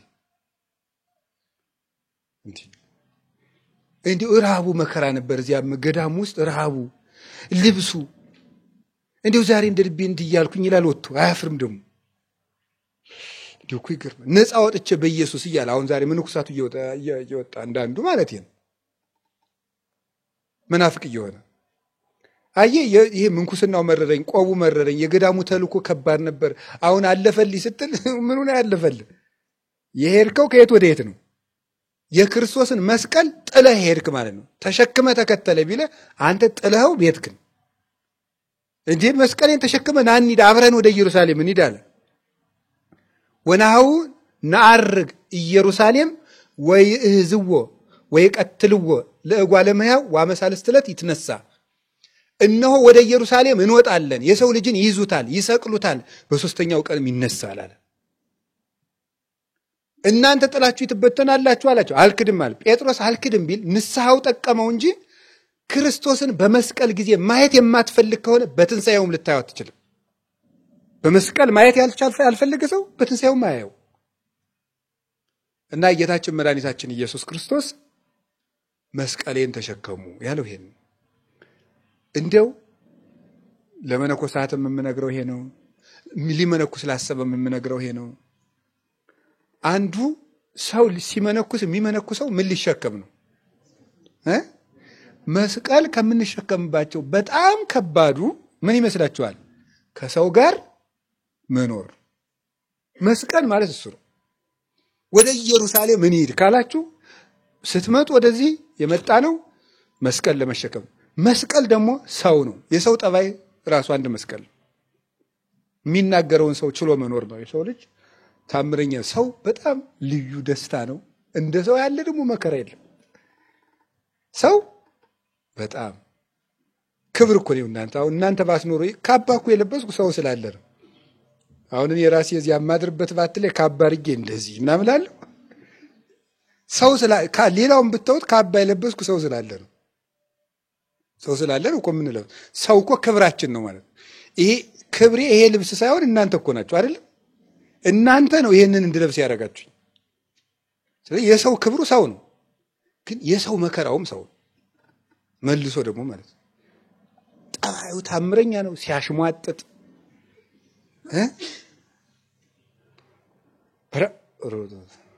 ከባድ ነው። ሲያሽሟጥጥ ሲጎነትል አሽሙሩ ከባድ ነው። በቃ ወጋ ሲያረቀስ አርጎ በጣም ነው። እንደው ጦር ይሻላል። እሱን ሐኪም ቤት ደው መቼስ ወይ ይሆናል ወይ ትሞታል። የማይታከሙት ጦር ማለት የሰው ነገር ነው። ያንን ወደ መቻል መምጣት ነው። ሰው ሲያገባ ወዴት ነው የሚሄደው? ወደ ኢየሩሳሌም እየመጣ መስቀል ነው። ቀላል መስሏቸዋል። እንደው በቃ ለባብሶ ደረቱን አንደርቦ ትከሻውን ደርበብ አድርጎ ጥሩ ኮትን ጃኬትና ሱፍ ከረባት አድርጎ የሚሄደውን ሰውዬ አይደለም ማለት። እዚያ ሰውዬ ውስጥ ስንት መስቀል አለ መሰላችሁ? ከልብሱ ውስጥ እንደዚህ ጸጉሯን አበጣጥራ ተቀባብታ ምናምን የምትሄደው ኩልል የምትለውን ሴትዮ አይደለም ማለት። እዚያ ሴትዮ ውስጥ ስንት መስቀል አለ። ፍዳ የሆነ ነገር ማለት ነው። እነ ተነግሮ አለመስማት፣ እነ ፉክክር፣ እነ ክርክር፣ እንዲሁ ስንቱ አለ የሰው ልጅ በስማ እንኳን ብቻ ነው ሰው ጋርም ይኖራል። ገብቷችኋል? ቋንቋ እንዴ ሰው ጋር መኖር በጣም ከባድ እኮ ነው። የራሱ ሐሳብ ያለው እቃ እኮ አይደለም ሰው። የሆነ ነገር እንደው አሁን ቴፕ ሪከርደር ቢሆን ፕሌይ ስትለው ይጫወታል። ደክሞኛል ደግሞ ስቶፕ ስትለው ዝም ይላል አይደለም? ቴሌቪዥን ሲኖር ስንለው ይጫወታል። ደከመኛውን ስንለው ምን ይላል? ሰውየውን ግን እንደዚያ ማድረግ አይቻልም። እንዴ ምን ትላለህ? አብረን እየኖር ቆይ ገና መወያየት አለብን ይላል። እና ሰው ፍላጎት ያለው ነገር ከባድ ነው። እና ወደዚያ ነው የምንመጣው። ማግባትም ብትሉት መመንኮስም ብትሉት ዞሮ ዞሮ ወዴት ያለ ጉዞ ነው? ወደ ኢየሩሳሌም ጉዞ ነው ማለት ነው። መጸለይም ብትሉት ወደ ኢየሩሳሌም። መልካም ነገሮች ሁሉ የኢየሩሳሌም ጉዞዎች ናቸው። መልካም ነገሮች ሁሉ በክርስትና የሚደረጉ መልካም ነገሮች ሁሉ መስቀል አላቸው፣ ስድብ አላቸው፣ ክርክር አላቸው፣ ነቀፍ አላቸው፣ ትችት አላቸው፣ ማግኘት ማጣት አላቸው፣ መውጣት መውረድ አላቸው። ይሄንን ለዚህ ሁሉ ተዘጋጅቶ ነው ክርስቲያን መሆን ማለት ነው። እና ያንን ደግሞ የሚያርቅልን ማን ነው? ማን ነው? አብረነው ስንወጣ ማንም ያርቅልን? ጌታችን ኢየሱስ ክርስቶስ ያርቅልናል ማለት ነው። ሌላው ይሄ እንስሳው በጅራፉ ያስወጣው እንስሳ ምን ይመስላችኋል? አላዋቂነት ነው። እንስሳትን ከቤተ መቅደስ ቤተ መቅደስ አሁን የኛን ሰውነት አርጉት ደግሞ ቤተ መቅደስ ሲተዋል የኛ ሰውነት እንስሳት አላዋቂዎች ናቸው። አላዋቂነትን ተው ነው። አላዋቂነትን ተው። ጌታ መጥቶ በስልጣኑ አስተምሮ ወንጌልን ሰብኮ አላዋቂነትን ያለ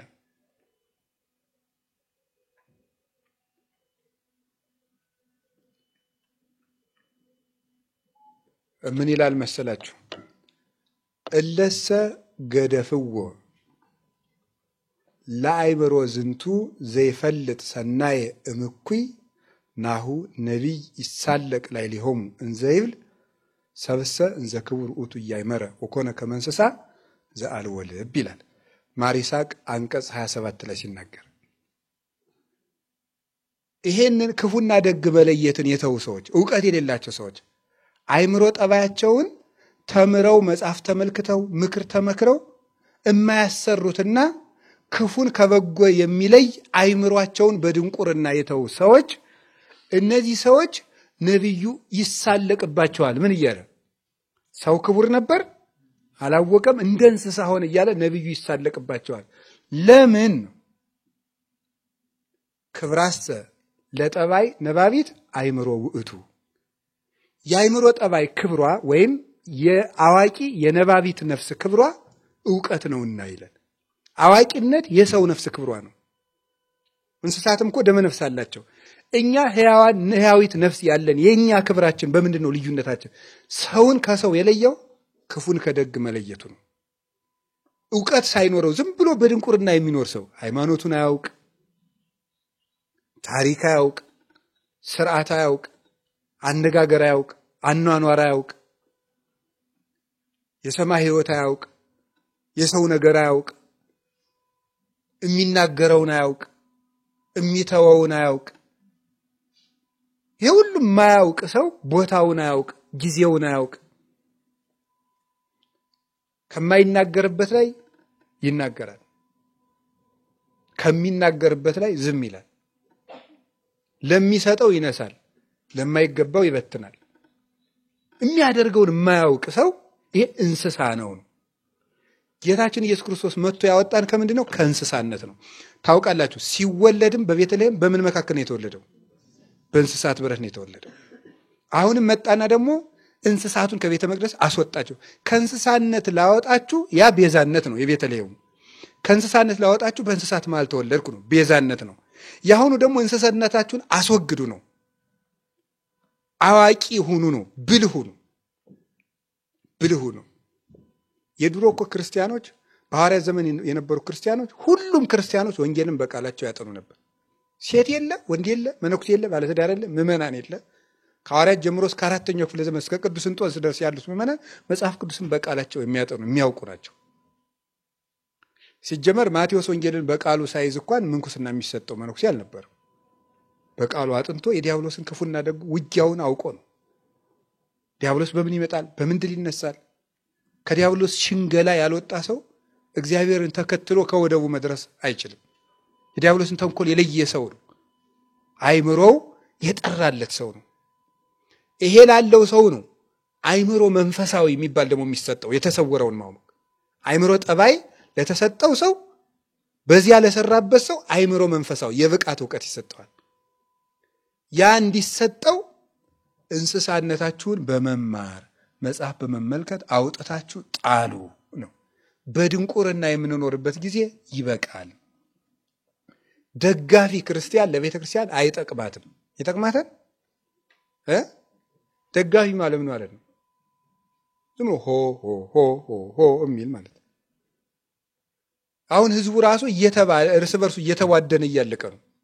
አንዱ የአንዱ መነኩሴ ደጋፊ ይሆናል፣ አንዱ ደግሞ የአንዱ መነኩሴ ደጋፊ ይሆናል፣ አንዱ የአንዱ ባይታዊ ደጋፊ ይሆናል፣ አንዱ የአንዱ ሰባኪ ደጋፊ ይሆናል።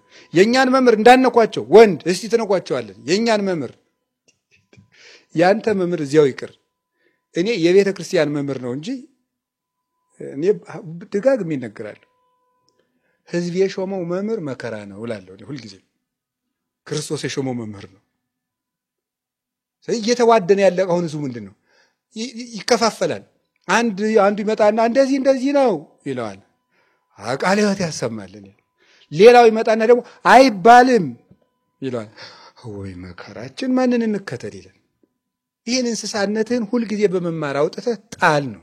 በድንቁርና እንዴት እንስሳነት ማለት ምን ማለት ነው? ማንም የሚነዳው ማለት አይደል? አህያይቱን አንተ ስትነዳት ትቆያለህ። የሆነ ሰው ይመጣና ደግሞ ንስማ የሆነ ቦታ ድርሽ እስከመጣ አንተ ንዳት እስከዚያ ትለዋለህ። አይ እሱ ነው የሚነዳኝ እኔ አትንዳኝ አንተ ትላለች። ይኸው እንደዚህ ማለት ነው። የሚነዳ አህያ ነው ያገኝ የሚነዳው ማለት እንዲህ። ከእናንተ መካከል ያለ በእውነቱ እይኩኑ ብዙሃን መምህራን እሙስቴ ትክሙ፣ ብዙ መምህር አታብጁ። እስመ ቅሩሙስና ነበዲባ አንቀጽ፣ ሁላችንም እንደምንሰናከል ታውቃላችሁ። መምህር አታብዙ ብሏል ቅዱስ ያዕቆብ በመልእክቱ። ለምንድን ነው ሁሉ አሁን የኢትዮጵያ ኦርቶዶክስ ተዋሕዶ ቤተክርስቲያን ምዕመናንን ያም እየተነሳ ልክ የሌለው አጥር የሌለው አንዱ መጥቶ እንዲህ ነው፣ አንዱ መጥቶ እንዲህ ነው፣ መቶ አይነት ነገር በሚዲያ እየተነገረ የህዝቡ ልብ መከራውን የሚያየው ለምንድን ነው? ስለማንማር። ስር ጀምረን ቤተክርስቲያኒቱ ወንበር አልፈታች፣ ጉባኤ አላጠፈች፣ መጻሕፍቶቹ አልጠፉ። ዝም ብሎ ሰው ሁሉ የየራሳቸውን መምህር ያከማቻሉ አለ ቅዱስ ጳውሎስ። የየራሳቸውን መምህር ያከማቻል። እኔ በነገርህ ላይ እኔ በነገርሽ ላይ እገሌ የሚባሉት መምህር በጣም ይመቹኛል፣ እገሌ የሚባሉ ደግሞ እኔ ብዙ ደስ አይሉኝም። ደስ ስላላችሁና ስላላላችሁ ነው እንዴ ጉዳዩ? ነገሩ እውነት ነው ወይ ነው? አሁን በዚህ ዘመን እየበዛ ነው። ጌታችን ኢየሱስ ክርስቶስ ይሄንን ርግብን ማነው በግን አስወጣው አይደል? ጅላጅልነት ማለት ምንድነው የሚባለው? የሀገራችን ሰው እኮ አጥብቆ ሞኝነት ለበግም አልበጃት 12ቱን አንድ ነብር ፈጃት ይላል። በግነት ጅልነት ማለት ነው። ጅል ዝም ብሎ የማያውቅ ይሄ አያነብ ምን አይል አንድ ጥቅስ ከቤተ ክርስቲያን 100 ቃል እግዚአብሔር እያለ መናፍቃን አንድ ጥቅስ ሚዲያ ላይ የወረውሩ ጊዜ ብሎ ላቡ ጠብጠብ ይላል። እዚህ አትማሩ መጀመሪያ እና እንደው ይሄን በሬነት ማንም የሚያርሰው ማለት ነው የሚባል ይሄን ነው በጅራፍ የሚያስወጣው ጌታ። ስለዚህ ድንቁርናችሁን ተው፣ እንዲህ እንስሳነት ይልቀቃችሁ ነው።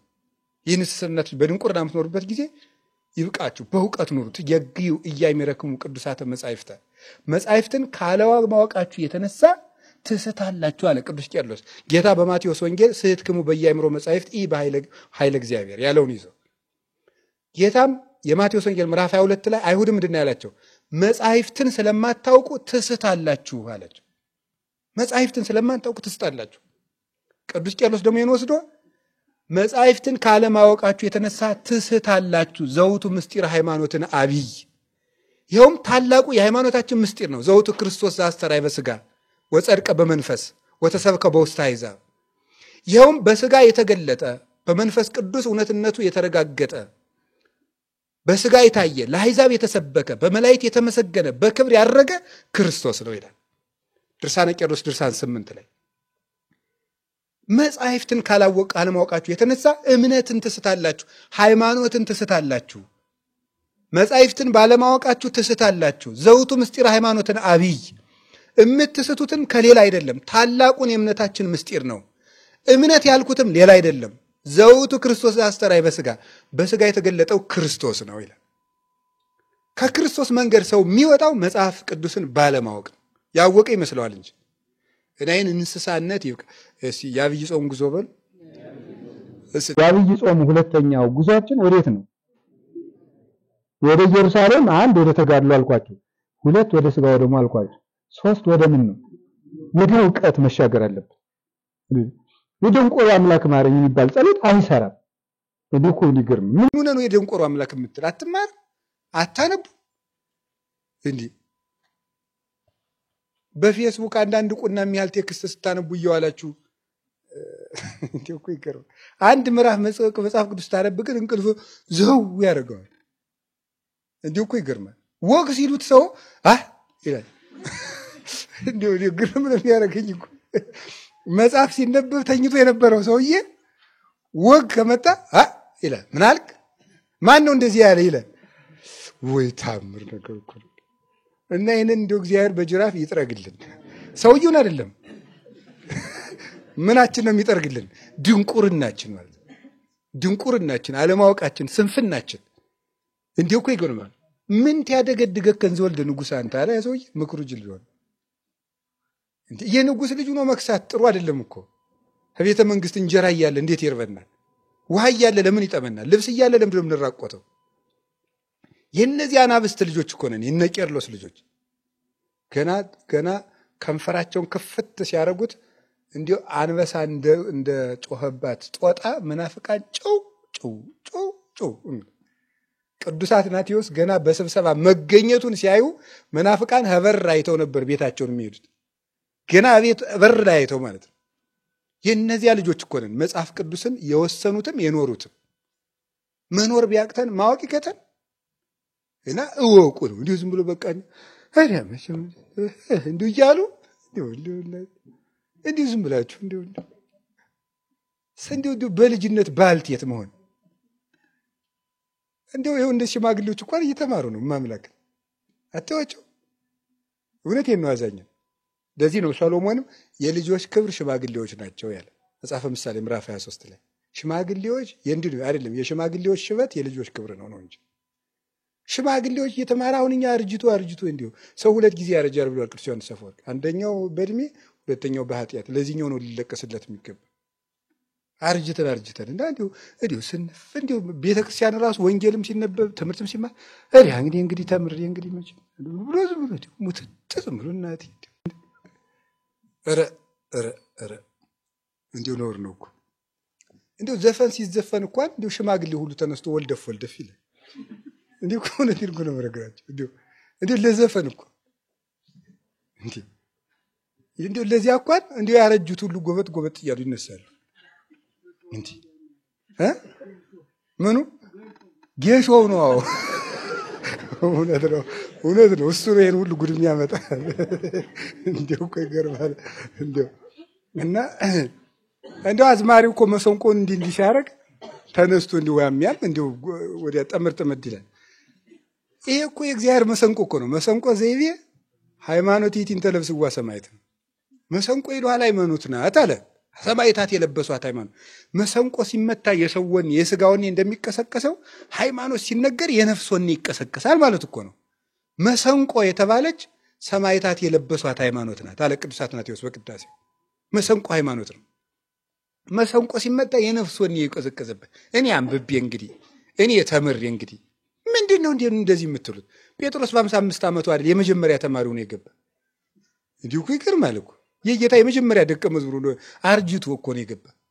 እኔ እንዲህ ብዬ እኔ እንግዲህ ወዲያ ምን ላደርግ ምናምን የተማርኩትን በሰራሁት ምናምን የሰነፍ ጥቅስ ነው። እኔ እንግዲህ ወንድ ከሆናችሁ ይላል ያገራችን ሰው፣ ሴት ከሆናችሁ ማለት ይቻላል፣ ችግር የለም።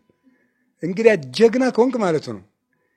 ጀግና ከሆናችሁ ሴቶች በቤት መፈትፈት፣ ወንዶች በአደባባይ ስለሆነ የድሮ ታሪክ ነው። ወንድ ከሆንክ የሚል የመጣ እንጂ ሴት ከሆንሽ ማለት ይቻላል። ጀግንነቱ ካለ እንግዲህ እኔ በልቼ እንግዲህ እንላለን። እንግዲህ ወዲያ እንግዲህ እኔ በልቼ እንላለን አንልም። እና እንግዲህ የነፍስ ምግቧ ሚያ ነው። ሲሲታ ለነፍስ ቃላት ይሁን ለእግዚአብሔር። የነፍስ ምግቧ ምንድነው አለ? የእግዚአብሔር ቃል ነው። እስመ ቃለ እግዚአብሔር ሲሳይ መንፈሳዊ ውእቱ። ቅዱስ ዮሐንስ አፈወርቅ ደግሞ የቅድሙን ቅዱስ ቄርሎስ ነው የተናገረው። የእግዚአብሔር ቃል እውነተኛ ምግብ ነው። ስለዚህ አዋቂዎች መሆን አለብን። ስርዓት እወቁ። ፍትሐ ነገሥት አለ አስተምሩን ካላችሁ እናስተምራችኋለን። ተማሩ። አንዱ እንደዚህ ነው የሚደረግ፣ አንዱ እንደዚህ ነው የሚደረግ ሲላችሁ እየተምታታችሁ ቤተክርስቲያን ሸምበቆ አታርጓት። ሸምበቆ ነው። ወደ ምስራቅ ሲነፍስ ወደ ምስራቅ፣ ወደ ምዕራብ ሲነፍስ ወደ ምዕራብ። የጠመጠመ ሁሉ ቄስ አይደለም። ቆብ ያደረገም ሁሉ እንደዚህ ጭራ ያዘ ሁሉ መምህር አይደለም። እንዲኖር እኮ እንዲሁ የማኅበረ ሥላሴ ጥጆች ሲበልጡ የማኅበረ ሥላሴ ገዳም ማለት ነው። ጥጆቹ ወደ 4000 ላሞች አሉ። ጥጆቹ ደው ላምራስ የሚባለው ማለት ነው። ይሄ ላምራስ ማለት ላም ጠባቂው ነው። ካርዲቱ ከመና የሚመደብ ለላሞች ጠባቂ። ያ ሄዶ ሲያጨበጭብላቸው ነው የሚጠው። የሚጠውበትን ጊዜ ያውቃሉ። 4000 ጥጃ አንድ ጊዜ ቢፈታ ሁሉም የእናቱን ጡት ያውቃል። ሄዶ የራሱን የእናቱን ጡት የሚጠባ የሌላ ጡት አይጠባም። ወደዚሁ ነው። እነዚያ ጥጆች መልሶ ሲያጨበጭብላቸው ደግሞ ምን ይላሉ? አይ በቃ ተብለናል ብለው ደግሞ ይለያያሉ ማለት ነው። ከነዚያ ጥጆች ስንብሳታዩ ይገርማል እኮ ሰው ከእንስሳ ምን በለ። እንዲያውም እንደ እንስሳ ሆነ ቢል ዳዊት የዝራውን ይሻለናል። እንስሳት ይህይሱነ የማኅበረ ሥላሴ ጥጆች ይሻላሉ።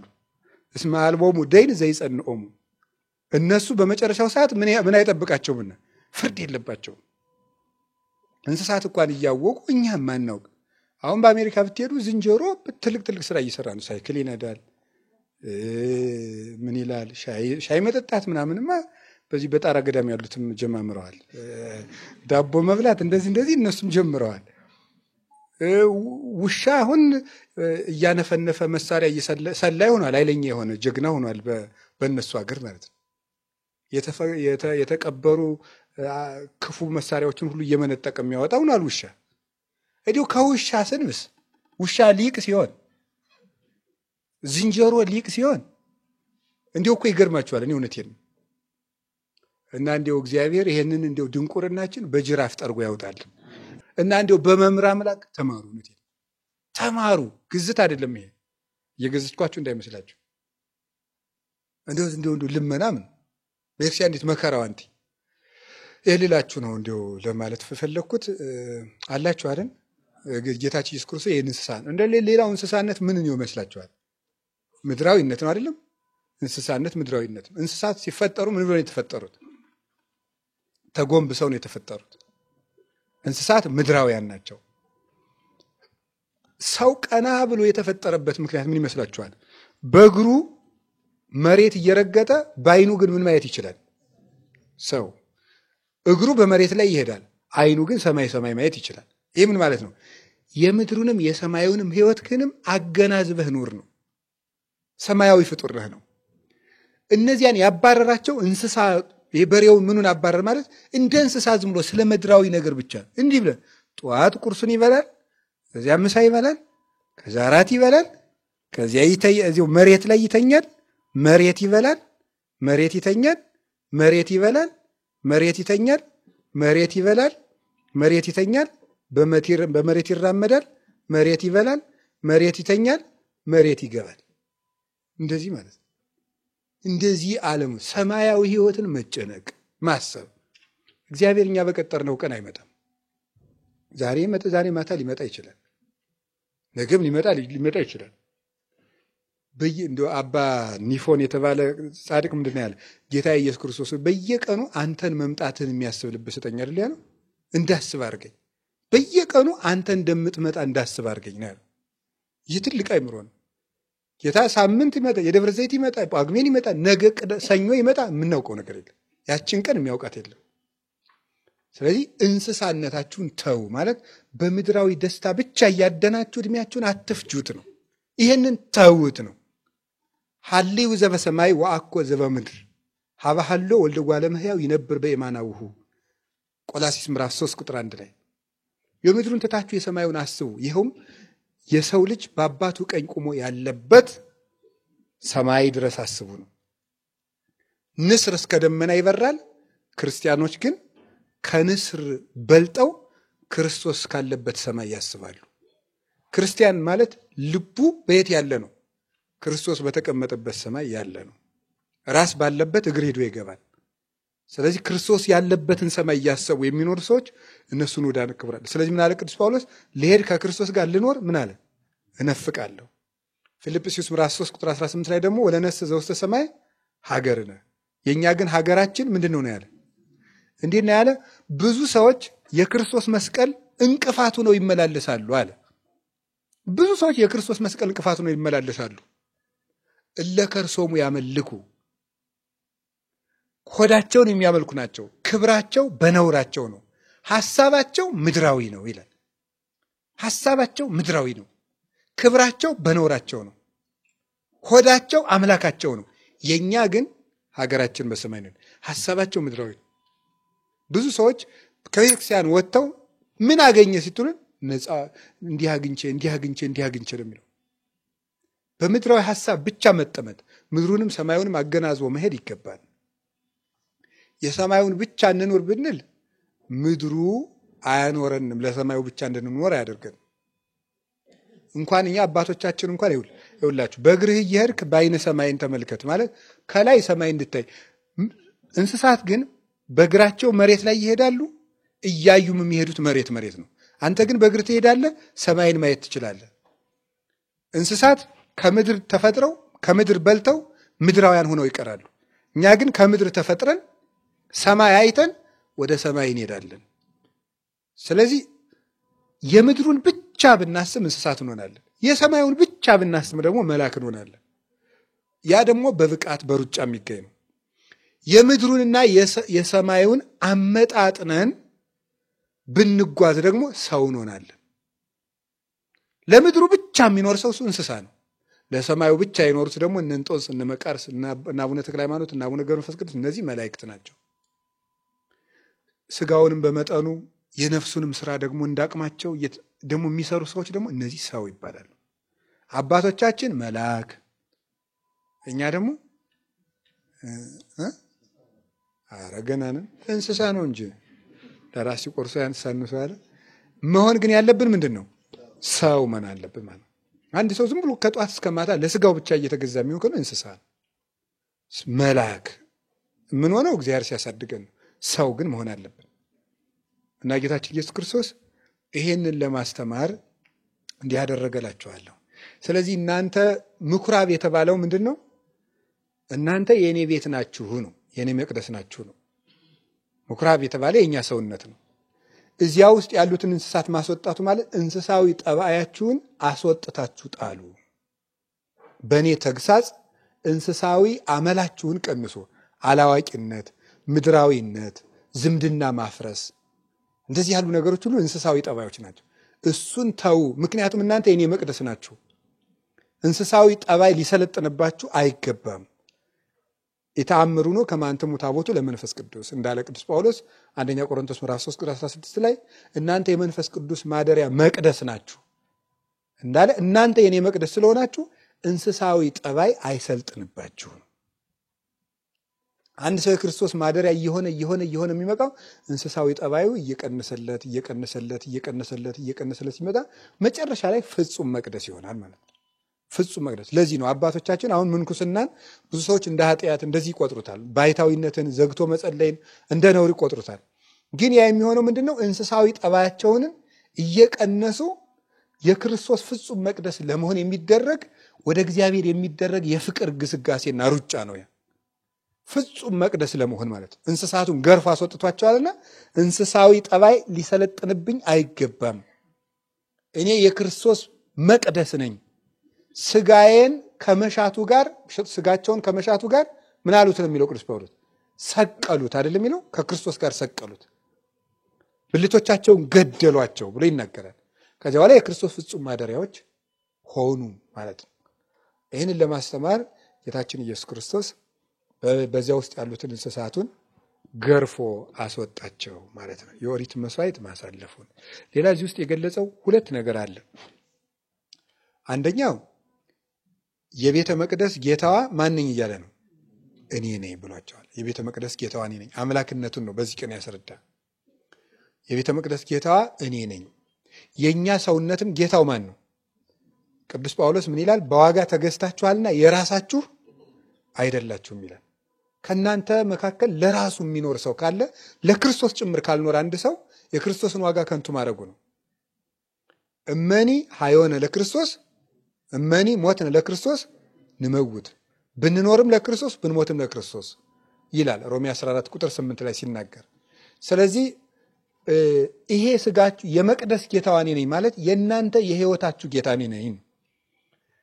የአባቴ ቤት ማለቱ አንድ ነገር ዘልፏቸዋል። አይሁድ የሚያስቡት ጌታን የማን ልጅ ብለው ነው? የዮሴፍ ልጅ። ያ ቤት የዮሴፍ ቤት ነው እንዴ? የማን ቤት ነው ያ? የእግዚአብሔር። ስለዚህ የዮሴፍ ልጅ ሳይሆን የኔ አባት ማን ነው እያላቸው ነው። ይሄን ደጋግሞ ነው የሚነግራቸው። የእግዚአብሔር ልጅ ነኝ። የእግዚአብሔር ልጅ ደግሞ የሰው ልጅ ምንድን ነው? ሰው። የእግዚአብሔር ልጅ እግዚአብሔር ነኝ፣ የመቅደስ ጌታዋ ነኝ እያለ የህይወት ራስ ነኝ ማለቱ ነው። ምን ምልክት ታሳያለህ ስትሉ እንግዲህ ተመልከቱ። ቤተ መቅደሱን ምንድን ነው ምልክት? እኔ እግዚአብሔር ነኝ፣ ይሄ መቅደስም የኔ ነው አላቸው። ምን ምልክት ታሳያለህ? ስጋዬን አፍርሱትና ምን ማለት ነው? የህይወት ጌታ መሆኔ ነው ምልክቱ ነው። ትንሣኤ አምላክ መሆኔን ይገልጥልኛል ነው። መቅደሱ ለኔ ለመሆኑ ማስረጃማ መቅደሱ የእግዚአብሔር ነው። እኔም የመቅደስ ጌታ እግዚአብሔር መሆኔን ማስረጃው ሞትን ድል አድርጌ በስልጣኔ መነሳቴ ነው አላቸው ማለት ነው። የክርስቶስ የጌትነቱ ማስረጃው ትንሣኤ ነው። ቅዱስ ጳውሎስ ይሄን ምን አለ? ወአርአየ ከመ ወልደ እግዚአብሔር ውእቱ በኃይሉ ወመንፈሱ ዘውቱ እግዚእነ ኢየሱስ ክርስቶስ። እሱ ከሙታን ተለይቶ በመነሳቱና መንፈስ ቅዱስን በመላኩ የእግዚአብሔር ልጅ እንደሆነ ራሱን ገለጠ ይላል ሮሜ ምዕራፍ 1 ቁጥር 4 ላይ። አርአየ ከመ ወልደ እግዚአብሔር ውእቱ በኃይሉ ወበመንፈሱ፣ በኃይሉ ሞትን ድል አድርጎ በመነሳቱ ከዚያ በኋላ ደግሞ መንፈስ ቅዱስን በመላኩ እግዚአብሔር መሆኑን ገለጠ ይላል። ስለዚህ ምን አለ ጌታችን ኢየሱስ ክርስቶስ?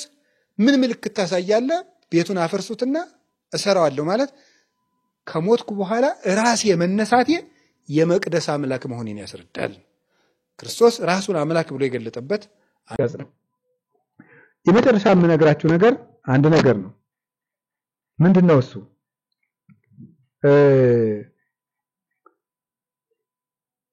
የቤት ቅናት ምንም ይላል? በላኝ አቃጠለኝ የሚል ቃል አለ። እንደዚህ የሚል እንደተጻፈ አሰቡ ይላል።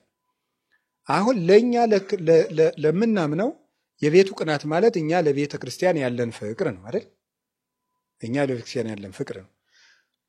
ለክርስቶስ ግን የቤት ቅናት በላኝ ሲባል ምን ማለት ይመስላችኋል? የእግዚአብሔር ቤት አሁን ማን ነው? ሰው። የቤት ቅናት አቃጠለ ሲባል ክርስቶስ የእኛን ሰውነት የሚወድበት የፍቅር መጠን ባል ለሚስቱ የሚቀናውን ያህል ነው ማለት ነው። በምን ያህል የፍቅር መጠን እንደሚወደን የሚያሳየው። እስኪ አንድ ሐሳብ ልንገራችሁ። አንድ ሰው በሚስቱ የሚቀናውን ያህል በእናቱ ይቀናል? አይቀናም። በፍጹም ሊቀና አይችልም። በሚስቱ የሚቀናውን ያህል በእናቱ አይቀናም። ስለዚህ ምን ማለት ሰው ለሚስቱ የሚሰጣት ፍቅር በምድር ያለ ምንም ፍቅር ሊስተካከለው አይችልም።